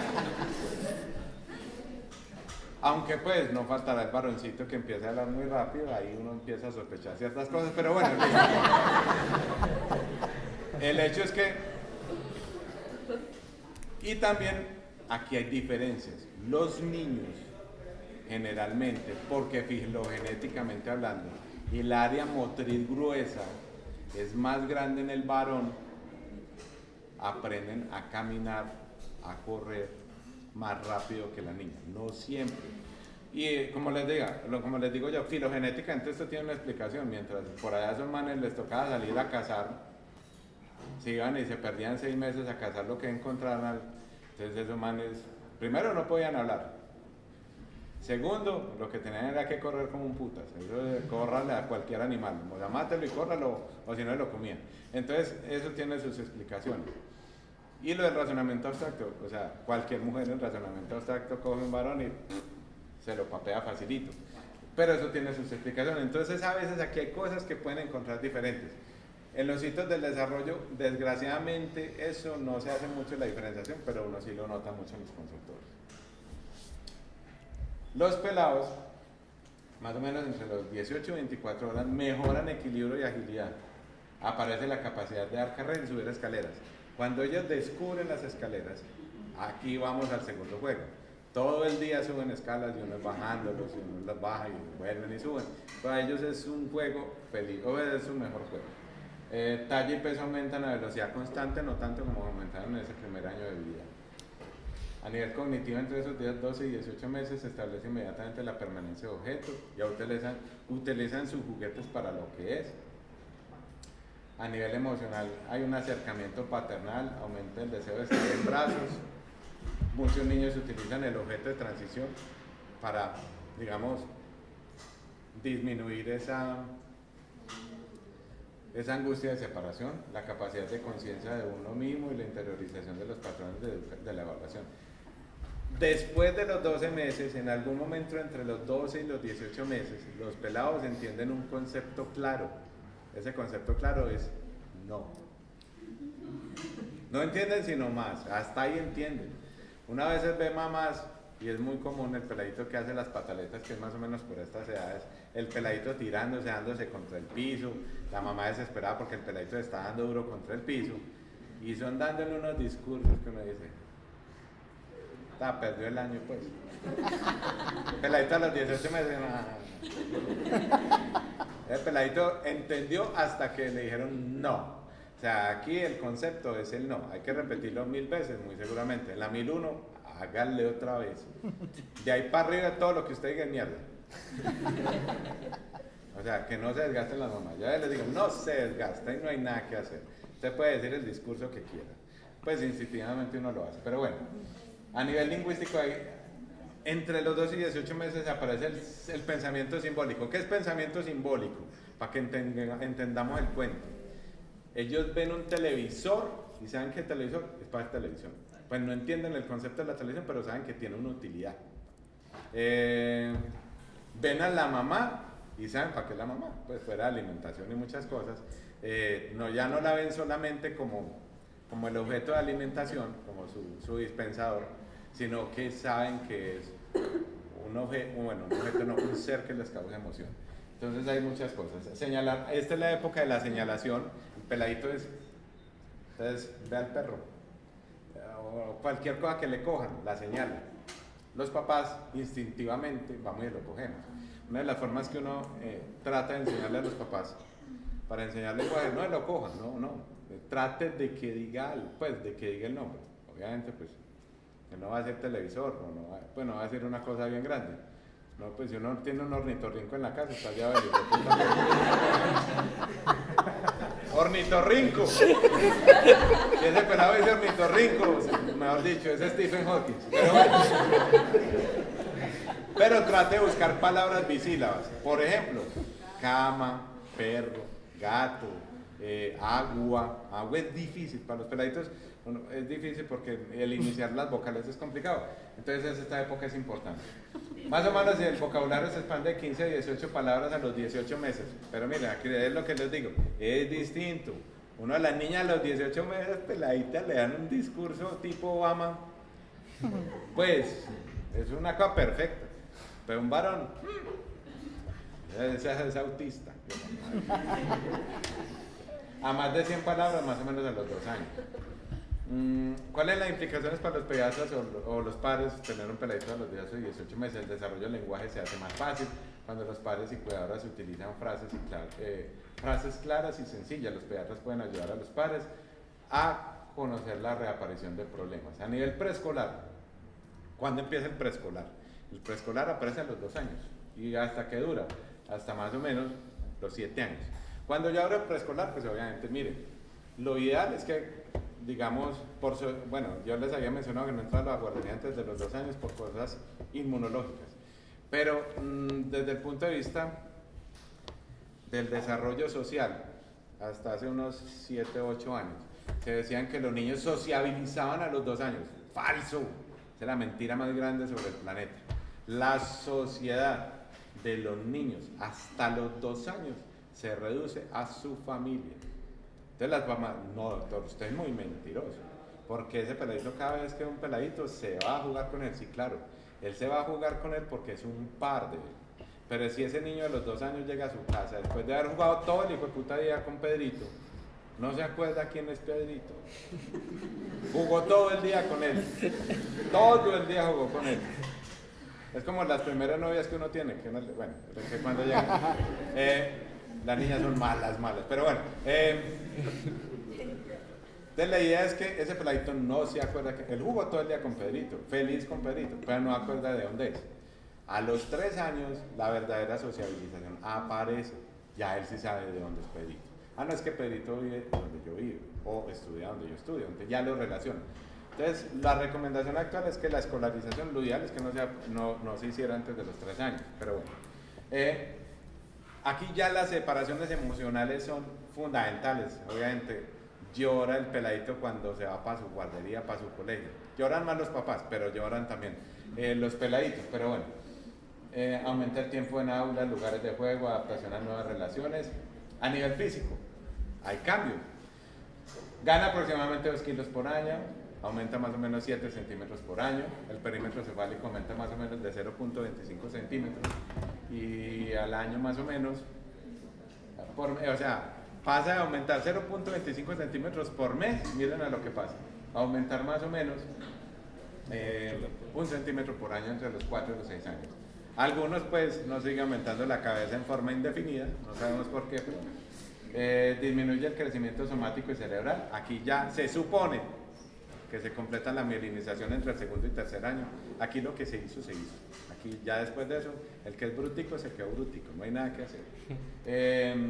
Con la consiguiente reducción de las necesidades nutritivas. Esta es la época del emperador o de la emperatriz. Mandan en la casa, hacen lo que les da la puta gana, textualmente. Hacen con los papás lo que quieran. Y aquí es cuando se empiezan a poner las reglas, hay que empezar a poner normatividad. Que vamos a hablar de eso en puericultura. El sueño se reduce más o menos de 11 a 13 horas diarias, que se incluyen las siestas. Obviamente las fontanelas deben estar cerradas hace rato. La agudeza visual pasa más o menos a unos 20-30 a los 3 años y se calcula que a los 4 años está completamente madura. 20-20. Ya se encuentran los 20 dientes de leche, el cuerpo se hace más esbelto, más flaquitos. Los niños, había un doctor, un pediatra muy viejito que murió hace muchos siglos de acá. Ya el doctor Luis Germán Aristizábal en Medellín decía que él acuñó una palabra. La palabra eran los niños rollizos. O sea, los niños lindos eran rojitos y gordos. Ustedes le decían que eran niños rollizos. Yo nunca he visto una abuelita que diga tan lindo el flaquito. Son bonitos los gorditos cuando están chiquitos, nomás cuando están chiquitos. Pero cuando están grandes todo el mundo les hace fo. Entonces miren, aquí hay una cosa muy importante, es fundamental. Es que ellos ya en esta época se vuelven más esbeltos. Los primeros 2 años generalmente un gordito, y eso es normal. Pero ahí uno empieza a ver cositas distintas. El control de esfínteres, como les decía, no forzar control de esfínteres antes de 2 años. Después de 2 años, los niños cada uno tendrá su punto de maduración. Los hombres nos demoramos un poquito más en la maduración, sobre todo sobre todo en el control de la vejiga. Los varones, entre el 15 y el 20%, entre el 7 y el 5% de los varones después de los 5 años pueden tener más o menos una micción nocturna a la semana, más o menos, entre los 5 y los 7, entre el 5 y 7%. Las niñas, 0.1%. O sea, las niñas controlan el esfínteres muchísimo más rápido que los varones. La frecuencia cardíaca, el control de esfínteres, el control diurno vesical precede al anal. Las niñas lo logran primero que los niños, como les decía. La frecuencia cardíaca fluctúa entre 110 y 120. La presión arterial es 80, 90, 50, 60. Y la frecuencia respiratoria entre 20 y 25 por minuto. A nivel motor, casi todos los niños caminan con una marcha madura y corren con estabilidad antes de los 3 años de edad. A los 3 años da el uso preferente a una de las manos. Ya aquí se definen los que son diestros o siniestros. La actividad motora puede ampliarse con lanzamientos, capturas, a puntapiés, a pelota, montar en bicicleta, trepar, bailar y otro tipo de patrones complejos. Miren el desarrollo del lenguaje. En este periodo alcanzan la mayor rapidez. El vocabulario aumenta de 50 a 100 palabras, más o menos a más de 2000 palabras. A los 2 años y medio emplean los posesivos. Mi pelota, utilizan gerundios, preguntas y negativos. Aquí empieza el porquerismo. Todo es por qué. ¿Y por qué? Lo que uno desearía en los estudiantes de medicina. Pero esos peladitos lo tienen. A los 3 años ya conocen su edad, su sexo, cuentan hasta 3 objetos, a los 4 años cuentan 4 objetos, emplean el pasado verbal y lo comprenden. A los 5 años nombran colores, cuentan hasta 10 monedas, pueden emplear el futuro verbal, capaces de mantener una conversación con su madre y hacer deducciones lógicas. A nivel cognitivo, este es corresponde al estadio preceptivo de Piaget, que se caracteriza básicamente por el pensamiento mágico. Son completamente egocéntricos, son uribistas completos y tienen un pensamiento dominado por la percepción. El juego, en alguna de las puestas en común que vamos a tener de metas del desarrollo, vamos a hablar de autonomía y autoestima como metas del desarrollo. El juego es parte fundamental del desarrollo del ser humano. ¿Por qué? Porque en esta época se caracteriza por una complejidad e imaginación creciente. Entonces ahí empieza creatividad, pasando a simples guiones. Esos guiones hacen que hagan escenarios más amplios, escenarios imaginarios. Como metas del desarrollo se desarrolla la autonomía, la autoestima, la creatividad, la solidaridad, la salud y muchas cosas más. La creatividad inherente a todas las formas de juego visible en el dibujo, la pintura y otras actividades artísticas. El pensamiento moral refleja el nivel cognitivo del niño y de su percepción. A nivel emocional hay sentimientos de amor intenso por los padres, celos, resentimiento temporal, miedo, sensación de abandono. Es en esta época en donde aparecen tanto los complejos de Edipo como los complejos de Electra.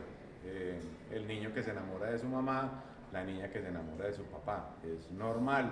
Esta es la época en que aparecen este tipo de complejos. Normalmente esos complejos se revierten después de esta etapa, más o menos en la adolescencia, y se vuelven a ser un poquitico más elaborados con la adultez. Es la etapa de la curiosidad, la iniciativa, el deseo de explorar. Las rabietas son interminables. Aprenden a reconocer sus límites y si su conducta es aceptable. Las rabietas es la forma de medir su autocontrol. Esas son las rabietas. Las rabietas las hacen para hacer reaccionar a sus adultos cuidadores. Si sus adultos cuidadores reaccionan con la rabieta, ellos saben, los tengo dominados. Entonces van a ser más rabietas. Vamos a hablar un poquito de rabietas también en lo de puericultura, entonces no me voy a extender mucho en eso. Esto me lo va a saltar. En el escolar, que es más o menos, empieza más o menos a los 6 años y termina más o menos con la etapa de la preadolescencia, aproximadamente a los 10 años en las niñas y a los 12 años en los varones, perdón. El peso en la etapa escolar es de 3 a 3,5 kilos por año, aumenta más o menos. La talla aumenta más o menos 6 centímetros por año. El perímetro cefálico fluctúa de 51 a 53 a 54. Y terminan algunas cosas de madurar que no habían madurado. Por ejemplo, ¿qué? Los senos paranasales. El seno frontal es el último seno que se termina de neumatizar. Esa neumatización ocurre entre los 7 y los 14 o 15 años. Por eso a los niños con sinusitis cuando están chiquitos no les duele la cabeza, porque el seno frontal no está neumatizado. Dan otros síntomas que después hablaremos. La dentición, más o menos, los dientes permanentes en algunos aparecen a los 5, 6, máximo 7 años. Esta es la época que dicen las abuelitas, la época del portillo, que cuando empiezan a quedar todos muecos ya para que le nazcan sus dientes permanentes. La mujer de los dientes más o menos son 4 dientes por año. Ya digo, esto también ha cambiado, uno a veces ve peladitos que en un año botan 10 dientes, pues eso tampoco es tan cierto. Fundamental, los humanos nacemos con un tejido linfoide hipertrófico y ese tejido linfoide hipertrófico más o menos dura por ahí hasta los 4 años. De ahí en adelante, ese tejido linfoide empieza a involucionar. Acuérdense que el tejido linfoide es un remanente embrionario. Entonces, en teoría, no deberían haber hipertrofias de adenoides después de los 4 años. Por eso operar un peladito antes de los 4 años de hipertrofia de adenoides es regalarle la plata al otorrino, pero bueno, porque eso igual de todo modo va a involucionar en algún momento. Pero a veces toca hacerlo. La frecuencia cardíaca cambia, la frecuencia respiratoria cambia y la presión arterial también. Todas bajan. A nivel psicomotor, el escolar tiene actividades rudimentarias que se realizan con mayor destreza, poseen capacidad de armar y desarmar cosas complicadas. A nivel cognitivo, el pensamiento es un pensamiento concreto, tienen mayor capacidad de atención y pasan de una cosa muy importante. Ellos antes tenían un pensamiento que era simbólico y mágico a un pensamiento inductivo. Ese pensamiento inductivo es el caso que ustedes estén hoy acá, porque pasa el pensamiento inductivo-deductivo, que es lo que hace que uno pase de la mitología, de los mitos, a reconocer el pensamiento científico. A nivel psicosexual, es un periodo de latencia en donde los niños odian a las niñas odian a los niños, pero bueno, el desarrollo en todo en las niñas es muchísimo más rápido que en los varones, o sea, siempre nos llevan años luz en todo. Y tengan en cuenta algo, uno a veces como médico cree que los pelados no son púdicos, entonces uno a veces comete un error, lo he cometido yo como pediatra, como llega un peladito de 5, de 6, 7 años y uno le va quitando la ropa sin preguntarle si quiere. Y el peladito hace así, entonces uno a estas edades uno tiene que aprender que esos peladitos ya son púdicos, entonces uno le dice, mira, me dejas, te necesito quitarte la ropa para examen. Obviamente pues los papás estarán ahí, pero también es fundamental hacerle sentir al pelado que uno respeta ese pudor, o sea, uno decirle, mira, me das permiso, yo te voy a quitar la camisa, te voy a quitar los pantalones, con los genitales los peladitos también, o sea, mira, tú me dejas, aquí está tu papá, aquí está tu mamá, me dejas que te voy a tocar el pipicito, quiero examinarlo, que todo esté bien, que tus... una pediatra que veía a mis hijos le decía a los testículos que los musculitos. Y una vez me encontré a Simón, mi hijo, con, mira papi, los musculitos. Y yo, no, los musculitos. Pero bueno, la idea es, hay que explicarles, es simple respeto.